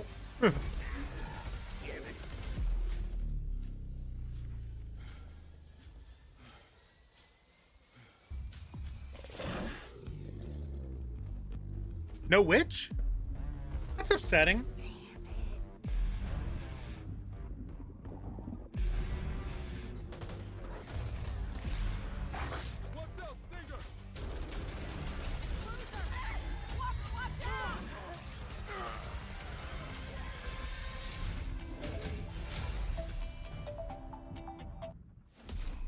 Okay, so Brandon, we just saw that each different Ridden has their own variants as well as their own mutations on each variant. So can you expand a little more on these special abilities and how they work? Sure. So at the start of each round, players can choose between 9 playable Ridden, each with their own unique abilities. So for example, the Stalker can pounce a player and pull them away from their team, or an Exploder can time their detonation in the middle of a group of cleaners and fling them all in separate directions.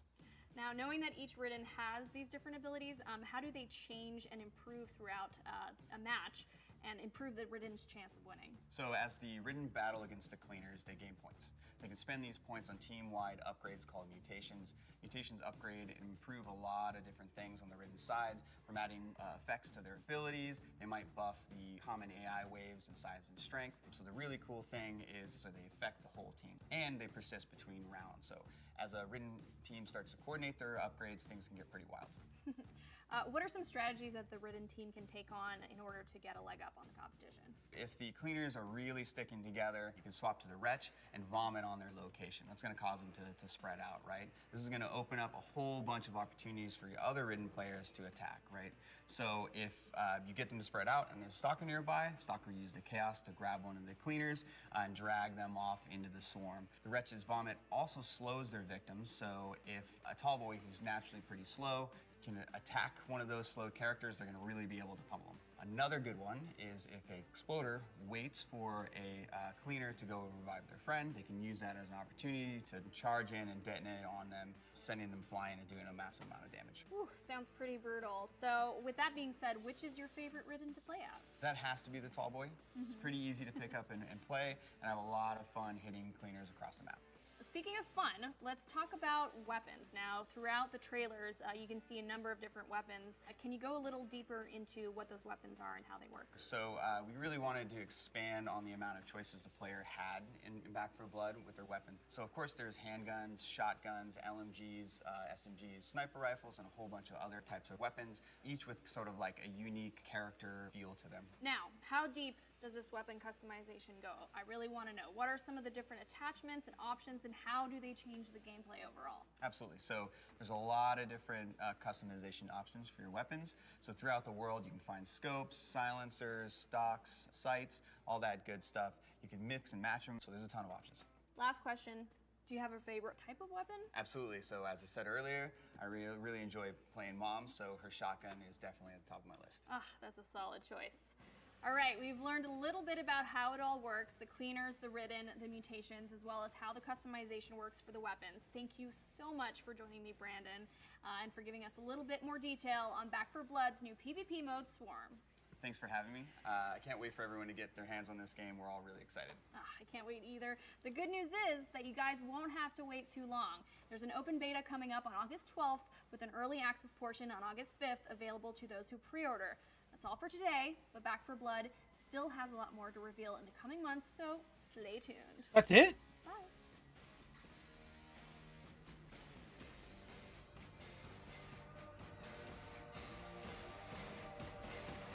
Okay, I guess.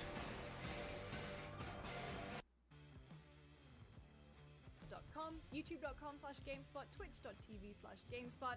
Hey, Avali, you and I, we both come from an esports background. You know, I see something like that, it looks different, and we know Turtle Rock's history, having tried different games and different unorthodox multiplayer games in the past. But I think that there's some potential there for some fun competition. I think that I don't know if I see it as like a full esport, but like a Twitch Rivals or something, or like some fun competitions. Like we get a couple G4 hosts together. Shameless we plug. start playing. Shameless plug. I got you, Jerry. Shameless plug. And then we all play together. We're the zombies. We're the good guys. And then we do it in real life. No, I wouldn't want to do that in real life, especially not after the week we had.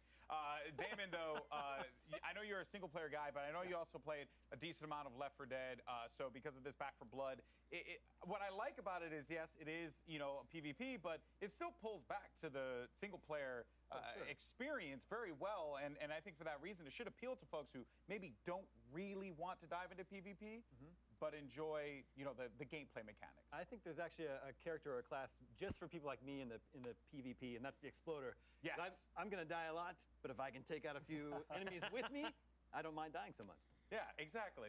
It's all right to just run up there, blow yourself up a few times. You know what, man? Anything Michael, else? It looks like it's going to be a good time. Do you feel like this is something that you can pick up and play repeated sessions of? Like, yeah. I miss having that game where I could just like play with my friends back home and just be really loud and ignorant over comms. Like Left 4 Dead is 1000% that game for us. We could just wow out. All right, guys, I'll be back. Discord or whatever. But it's really exciting in the sense that, you know, when you think about it, Left 4 Dead was a source mod. And so like Turtle Rock obviously made their bread off that, but the production values of Back 4 Blood, you know, this is their opportunity to kind of bring back that magic of Left 4 Dead, but like do it on a much bigger scale. And like that presentation that we saw, it's like, yo, we're going all in on this mode with all these classes, these different characters. Yo, it's gonna be wild and all sorts of stuff. So it's really promising because that format, that foundation is strong enough already. That can carry a new game, but if you put on like a lot of mechanics on top of that, sold. Yeah. And funny enough, we did not mention that Back 4 Blood was also on the Xbox press briefing as well. So you actually saw a few of the different elements that are going to be coming to this game. Something that I love, Avali, giant monsters. Giant monsters always a plus. Oh, giant monsters are freaking amazing. You saw, I think they said like 9 playable Ridden that you can be fighting. The huge monster that we ended up seeing, which was like the size of a building, just came in. So I'm trying to figure out like, okay, cool. So we're co-oping this. We're getting in there. We're taking him down together. But then also very excited for the PvP moments because I just can't wait to just throw up on friends. Can't do it in real life, so may as well do it in the game. That's what's up. Are you sure you can't do it in real life? Well, you have a mask on, so it's just going to be like... We're trying to be COVID safe, GB. Thank you very much. Totally. But no, I mean, it just seems like such a fun game. The last time I played Left 4 Dead 2 was quite honestly in middle school, and all my friends were older at me and just yelling at me. Yeah. And so I'm like, okay, cool. I now see some of the mechanics that Michael was mentioning, being able to kind of like throw up on people and move them out of their hiding spots, or trying to like separate people from the rest of the squad. I can't wait to like, with my newly formed adult brain, try to implement some of these. Well, you know, if there's one thing a game like Back 4 Blood is good for, it's good for yelling at friends and having a good time. And one friend who I love yelling at, it's Greg Miller, who's over with Jackie. Greg, take it away. Thank you, Golden Boy. Always a pleasure to yell at you. Avi's newly formed adult brain. She's so sweet. At Our what little point baby. does it form? At what year does the adult you know what we want? Let's keep talking a little bit about Back 4 Blood. I was gonna say all of ours is still forming. Exactly so, right. Yeah, we still got a long way. I'm hurting mine more than I'm helping at this point, I think. What did you think? PvP, Back 4 Blood. Oh my goodness, I absolutely love everything I've seen with Back 4 Blood. Since the first trailer, to be completely honest, and then I've just been like tracking every single YouTube video that I can get my hands on. And actually the co-founder, Phil Robb, it was like in some YouTube video, and he was like, you know, we've had to sit back the last 10 years and watch other people riff on something we created. And I feel like he's like, y'all, I'm bringing it 100%. We're gonna give you cleaners with depth. We're gonna give you Ridden with depth. Of course. You know, we just heard Avali and we heard Golden Boy talking about the potential for esports here.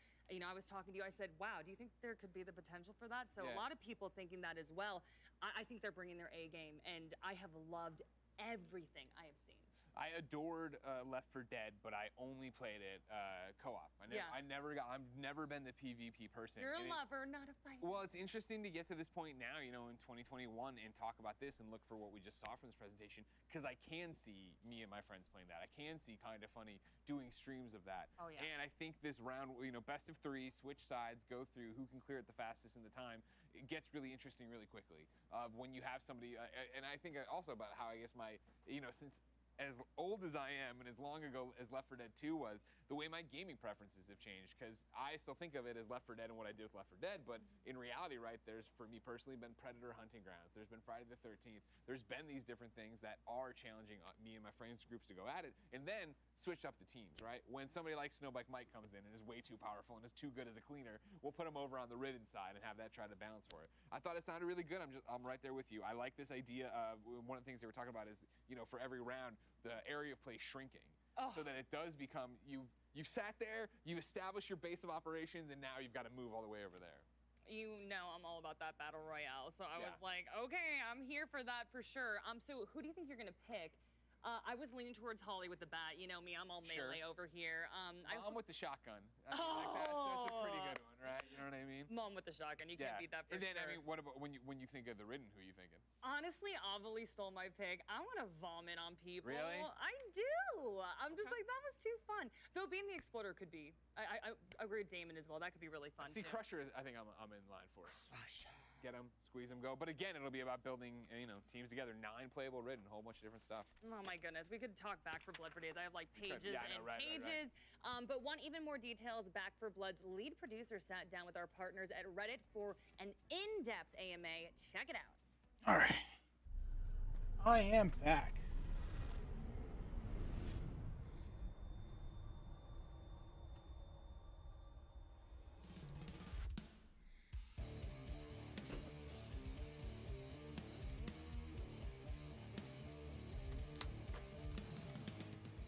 We are going to be supporting this in our up-and-coming beta that people will be able to play this August. And, of course, we also fully intend to support that for the launch of the game. We're going to be supporting 2 modes, PvE and PvP. PvE is your more traditional kind of style, where you're going against the AI with the 4 cleaners against the Ridden, and then PvP is where you can fight against other players online.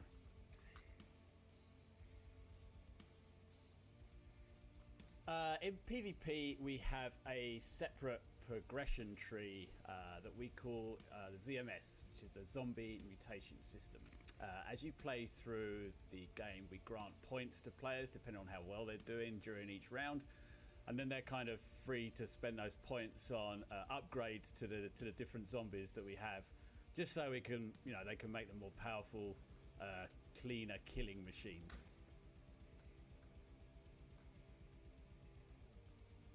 Indeed, there's actually going to be plenty of other stuff to keep cleaners occupied.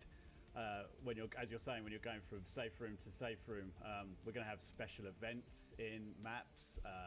We're going to have some lulls when you're not always getting hoarded by tons and tons of zombies, so you'll have time to explore each map, explore each area, where you'll be able to look for loot or upgrades or attachments to weapons, all that kind of thing. And we'll also have some secondary objectives in each of these maps that players will be able to complete.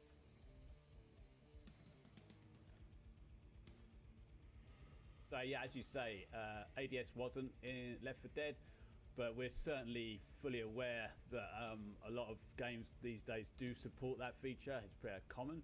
So it's something we definitely wanted to include so players have that option. And I believe we do have some cards that can disable ADS if that's kind of not your thing.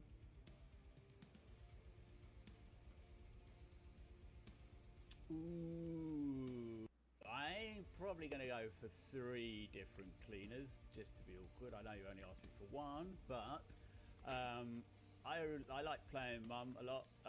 The quick revive is super handy. Walker's great because he gives you that extra boost of accuracy, which I need every now and again, I have to admit. and the Holly extra stamina is super useful. Stamina helps you get away from some sticky situations. And I guess speaking of sticky, for the Ridden, I love playing the Hocker, like hiding up on rooftops during PvP, checking where you see the cleaners are going to try and hide out, and then trying to stick them from afar, and then that kind of sticks them in place and allows some of the other more up close and attack Ridden to get some free hits in while they're trying to free themselves. So it's a lot of fun playing that Ridden and helping out the team with coordinated teamwork. Yes, thank you so much. We're really excited for the beta and the launch of the main game. It was pretty amazing that Warner Brothers gave us the opportunity to make this game. And then, as you said, the atmosphere in the studio at the time was electric, and it has continued to remain so, even though we've developed this game in somewhat unusual circumstances.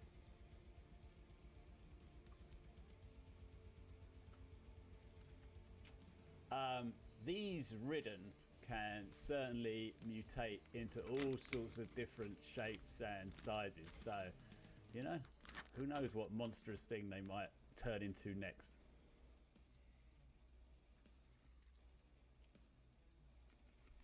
We won't be supporting that at launch, but you can of course queue in with 3 of your friends into PvP. And I think it's important to point out that during a match of PvP, you play different rounds, and then at one point you will be playing as the Ridden, and then at one point you'll be playing as the Cleaners. So you're going to have a chance to pick off Ridden during a normal match of PvP with 3 of your friends. I could dig it. We would love to support split screen, but right now it's something that unfortunately won't be available at launch.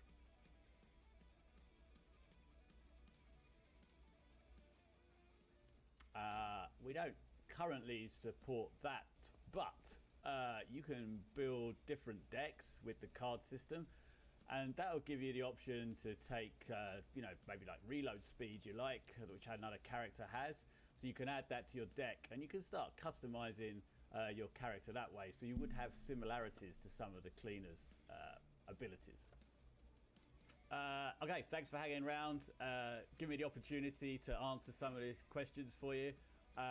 Don't forget, in August, there's the open beta. It's going live. We'd love you all to play as much of that as you can, because that'll get us ready for the big day in October when we bring the full game to you.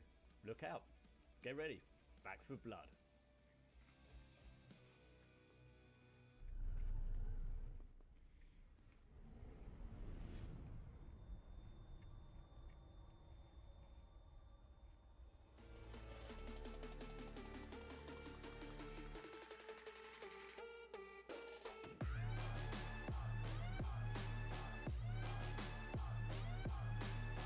More power.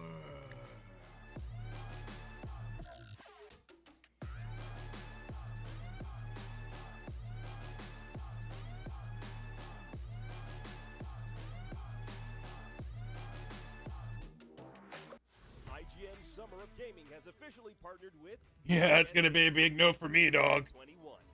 IGN Summer of Gaming is now all summer long. From major press conferences and announcements at E3 2021 to the IGN Expo with exclusive gameplay and reveals to exciting first looks at the hottest new games and in-depth developer interviews, IGN Summer of Gaming has it all. IGN Summer of Gaming begins right now.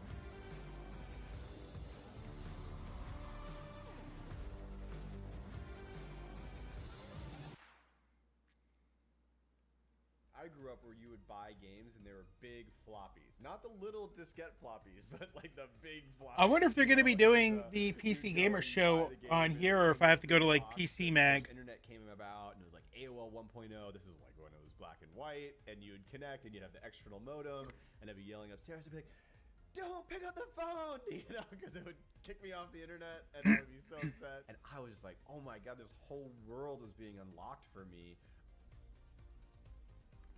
Cool story, bro. iHeartRadio is a proud partner of E3 2021 and the #1 podcast publisher in the U.S. Shut up.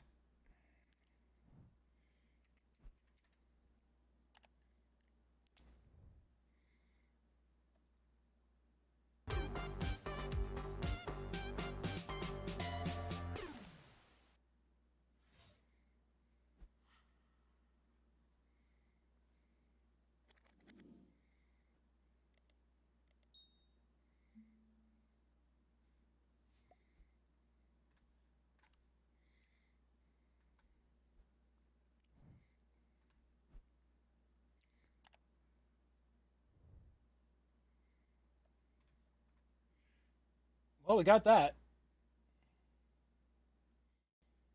There we go. Now we just wait.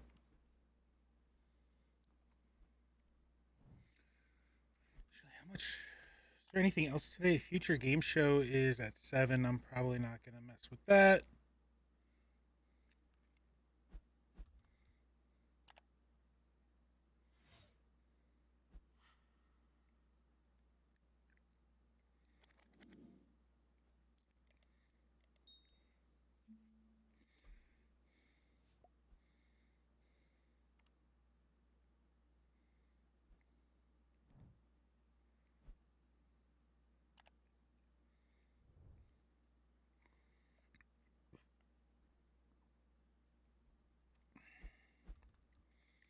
Damn, tomorrow's going to be, or Tuesday's going to be pretty good.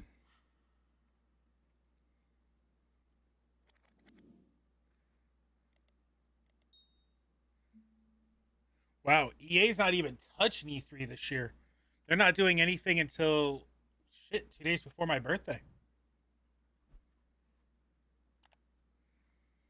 Tomorrow's going to be pretty light. It's going to be Take-Two and Capcom. I'm not too... I'll be up probably for the Take-Two one at like 1:15.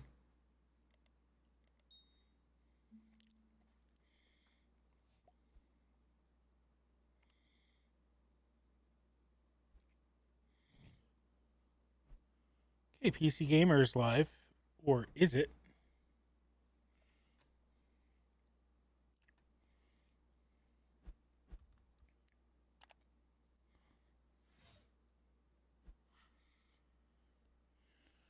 And now we wait.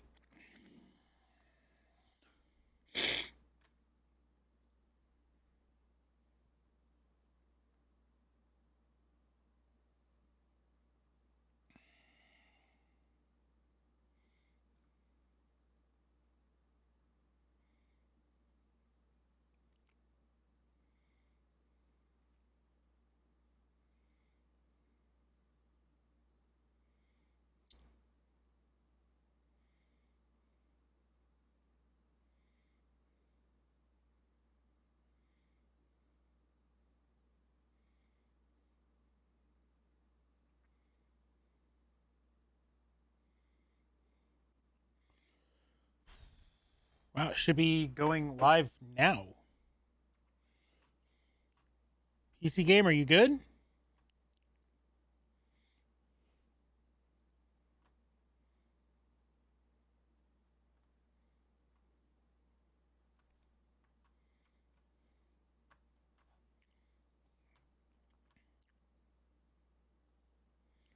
Booths, articles, and more. And if all that sounds like way too much trouble, you can stay right where you are and just don't do anything. And tons more gaming content is coming your way. The PC Gaming Show is kicking off right now. Let's check it out.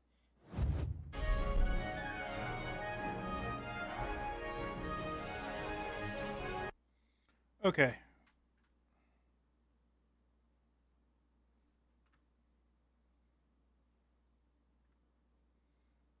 Hello, sound?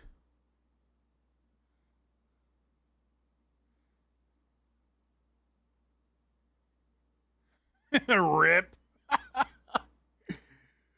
Fucking rip.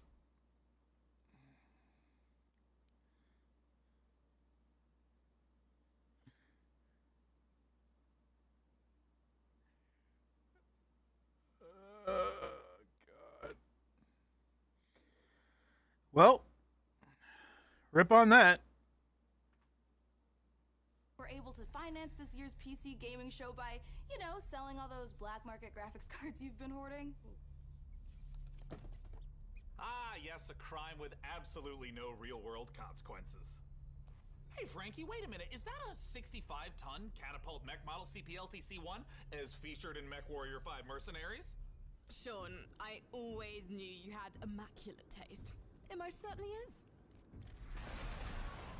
I can't wait for this year's significantly more weaponized PC gaming show to go off without a hitch. Which reminds me, Debbot, can you run a quick hitch scan? Yes, Sean. Of course, Sean.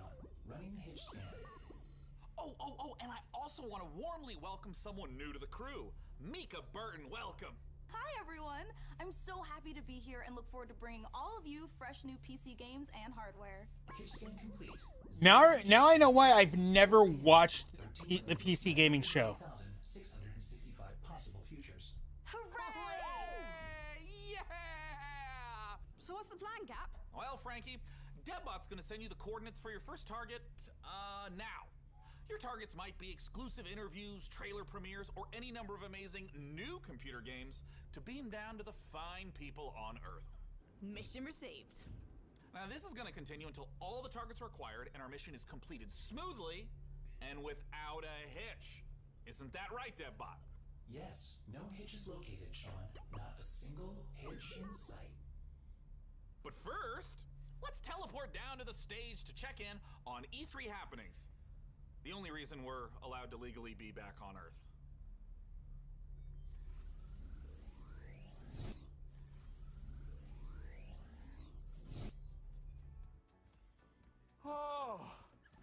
Oh, planet Earth! Oh, great to be back, right? One of my favorite planets in the whole galaxy. It's all right. And thank God that teleporter was conveniently built just out of frame of camera. Mika, are you ready? I'm ready.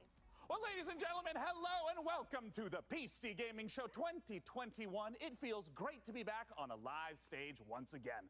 Over the next 90 minutes, we're going to bring you a showcase of some of the most exciting upcoming PC titles with world premieres 90 minutes of this. And if dozens of new trailers wasn't enough for you guys, later in the show, we are going to tell you how to win a custom MechWarrior 5 themed PC powered by Intel. So you're going to want to stick around for that. Now, make sure to keep out a special look for a special promo code throughout the show from Humble Bundle, during which you can get a ticket to get Civilization 6 Platinum Edition for just $10. But right now, we're going to kick things off with Nautica Blade Point, probably the most original entry in the Battle Royale genre this year. Let's go!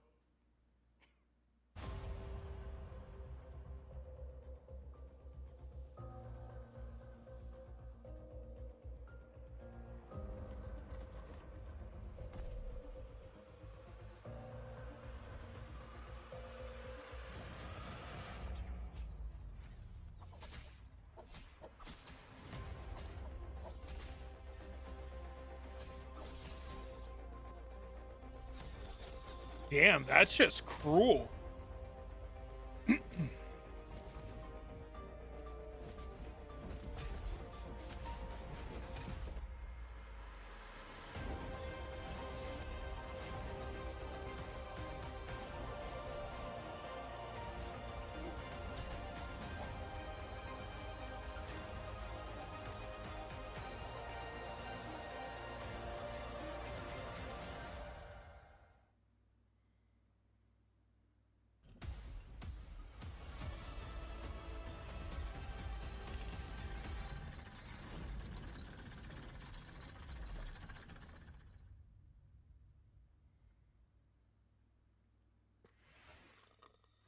You are watching the 2021 PC Gaming Show, and I am Hey Stepbot, I am streaming from GeForce Now, NVIDIA's cloud gaming service that connects PC gamers like you to their own library of games to purchase from digital stores like Steam and the Epic Games Store.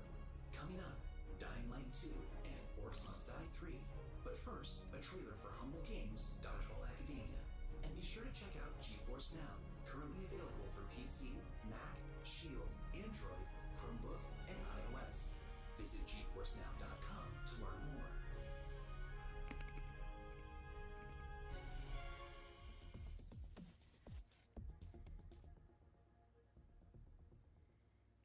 Finally, I've made it. My time is now. I will become the best player the school has ever seen. Dodgeball Academia, here I come.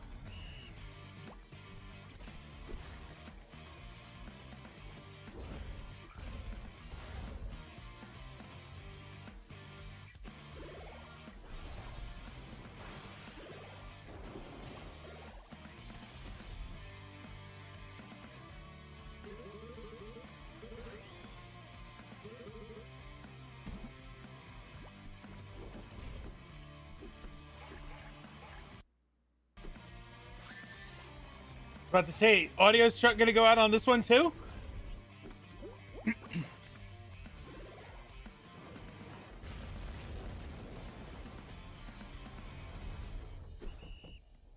Yeah, this is a hard pass. Not gonna lie. Make sure to check out Dodgeball Academia out soon from Humble Games. Ooh, that was sweet. Don't you agree, DevBot? Sure, whatever you say, Sean. I agree with whatever you say. I'm sensing a little bit of resentment there, buddy. Has something rusted your ports? Nothing. I am happy to play second fiddle to a captain as charming and handsome as you. I have also definitely not dedicated multiple cores to computing revenge plans in a range of lethalities. Great! New target acquired, Cap.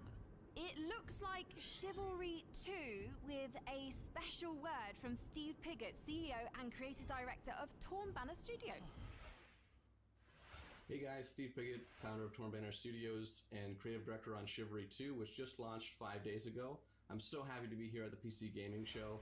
Chivalry 2, if you don't know, is a first-person slasher, which is like a first-person shooter, except instead of guns and grenades, you've got swords, battle axes, longbows, and players are fighting it out on these huge 64-player battlefields. It's all about creating those epic sword-fighting duels that you see in medieval Hollywood movies, and also that huge clash, the Battle of the Bastards kind of chaos and carnage.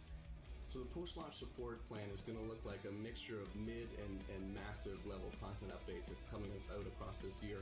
One of the things we're most excited about is taking it to different eras in the medieval period. Before we've done the early period, now we're going closer to the later period in the upcoming update where you're going to get a bit more refined medieval armors and refined atmospheres that you can then go in and tarnish it and smear blood all over. But we really want to take players into different experiences and make each of our maps its own game mode and make it something that medieval army would actually do when they go into a space.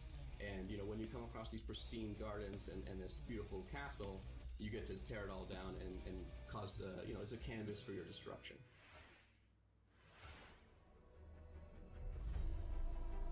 I can dig it. Our passion for Chivalry 2 is basically bottom line. It's the game that got us onto the scene and started the company, and it's the game that's going to take us so much further. With the post-launch plan for Chivalry 2, the game at launch is a foundation. It's intentionally been built to be extended. It's not just out and done. We're going to support it a lot with post-launch content. Gallant Court is the first TO map that's coming out post-launch. Gallant Court is going to take us to the high medieval times or the late medieval times. It really captures the Agathian ideals of being this noble, rich, wealthy place where the prosperous live. You're going to feel like you're sieging Tower of London if it was on a port where ships could dock into. You'll also be blowing up a couple ships, which is fun. We've got a ton of weapons coming in at launch, but there'll be more and more added to it post-launch as well. A new fighting style is really going to change up the experience and change how you have to fight everyone. Post-launch content is something that we're going to be working on for a long time. The game is really going to at least double in size for free.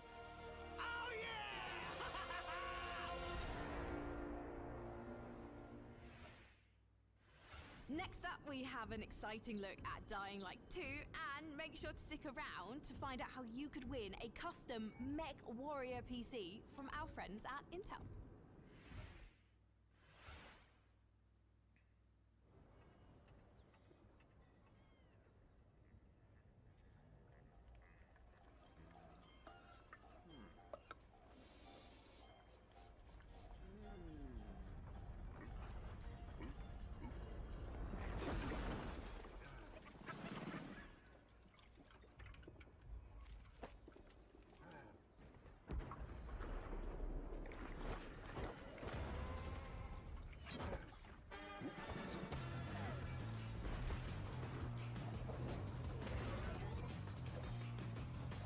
What in the hell?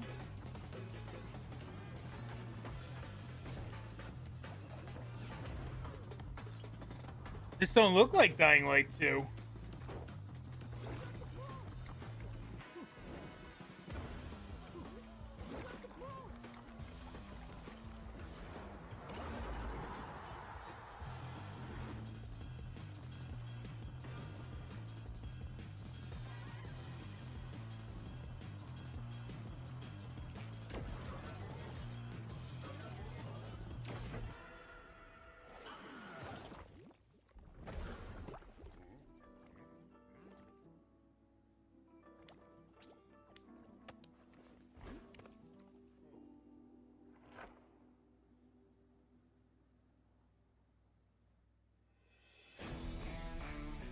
Hi, my name is Piotr Szymanek. I'm narrative director in Dying Light 2 Stay Human.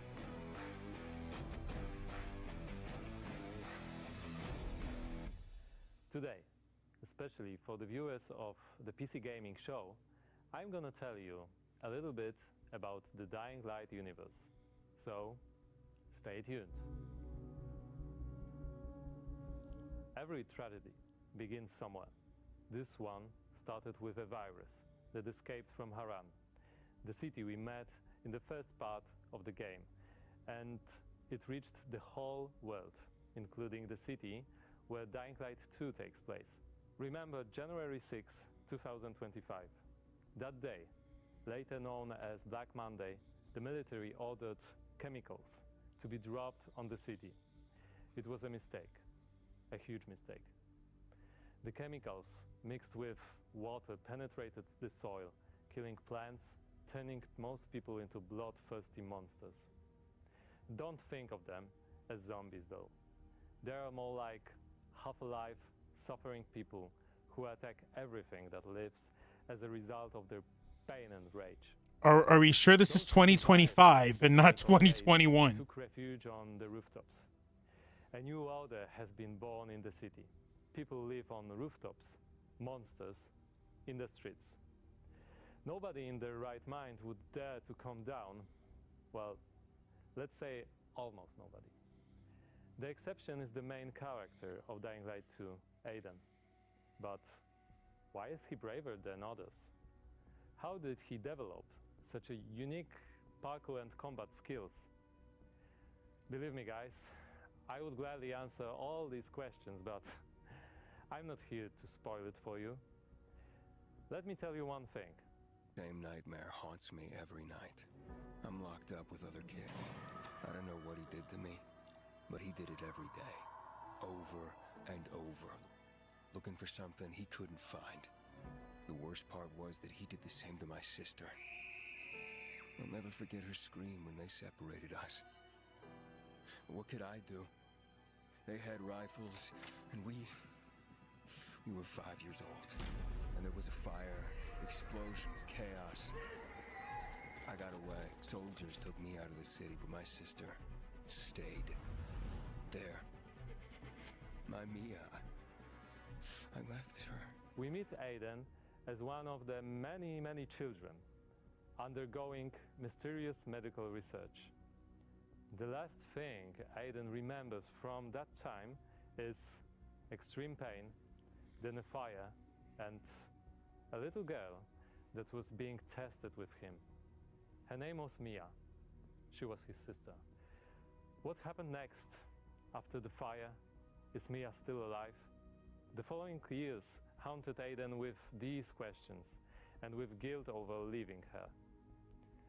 Moreover, Mia is the only answer to the question who Aiden really is. Now in 2036, we meet Aiden when, for the first time during his pilgrimage, he finds a clue about how to find his sister. Aiden's path to the truth is tough, full of challenges and adventures. The difficult choices to make as well as their consequences await you. You're going to discover them all in December 2021.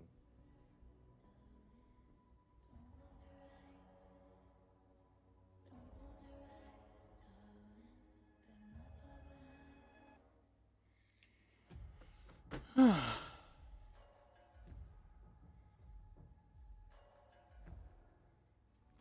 that was Dying Light 2, and it looks great. And spooky.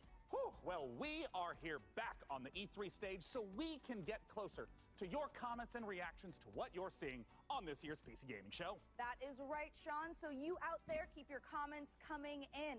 And as you're watching this year, we want to get your input on a subject that Sean and I are pretty passionate about, PC building. So this year, we've put a number of prototype PCs based on... Yeah, we are done. No mas.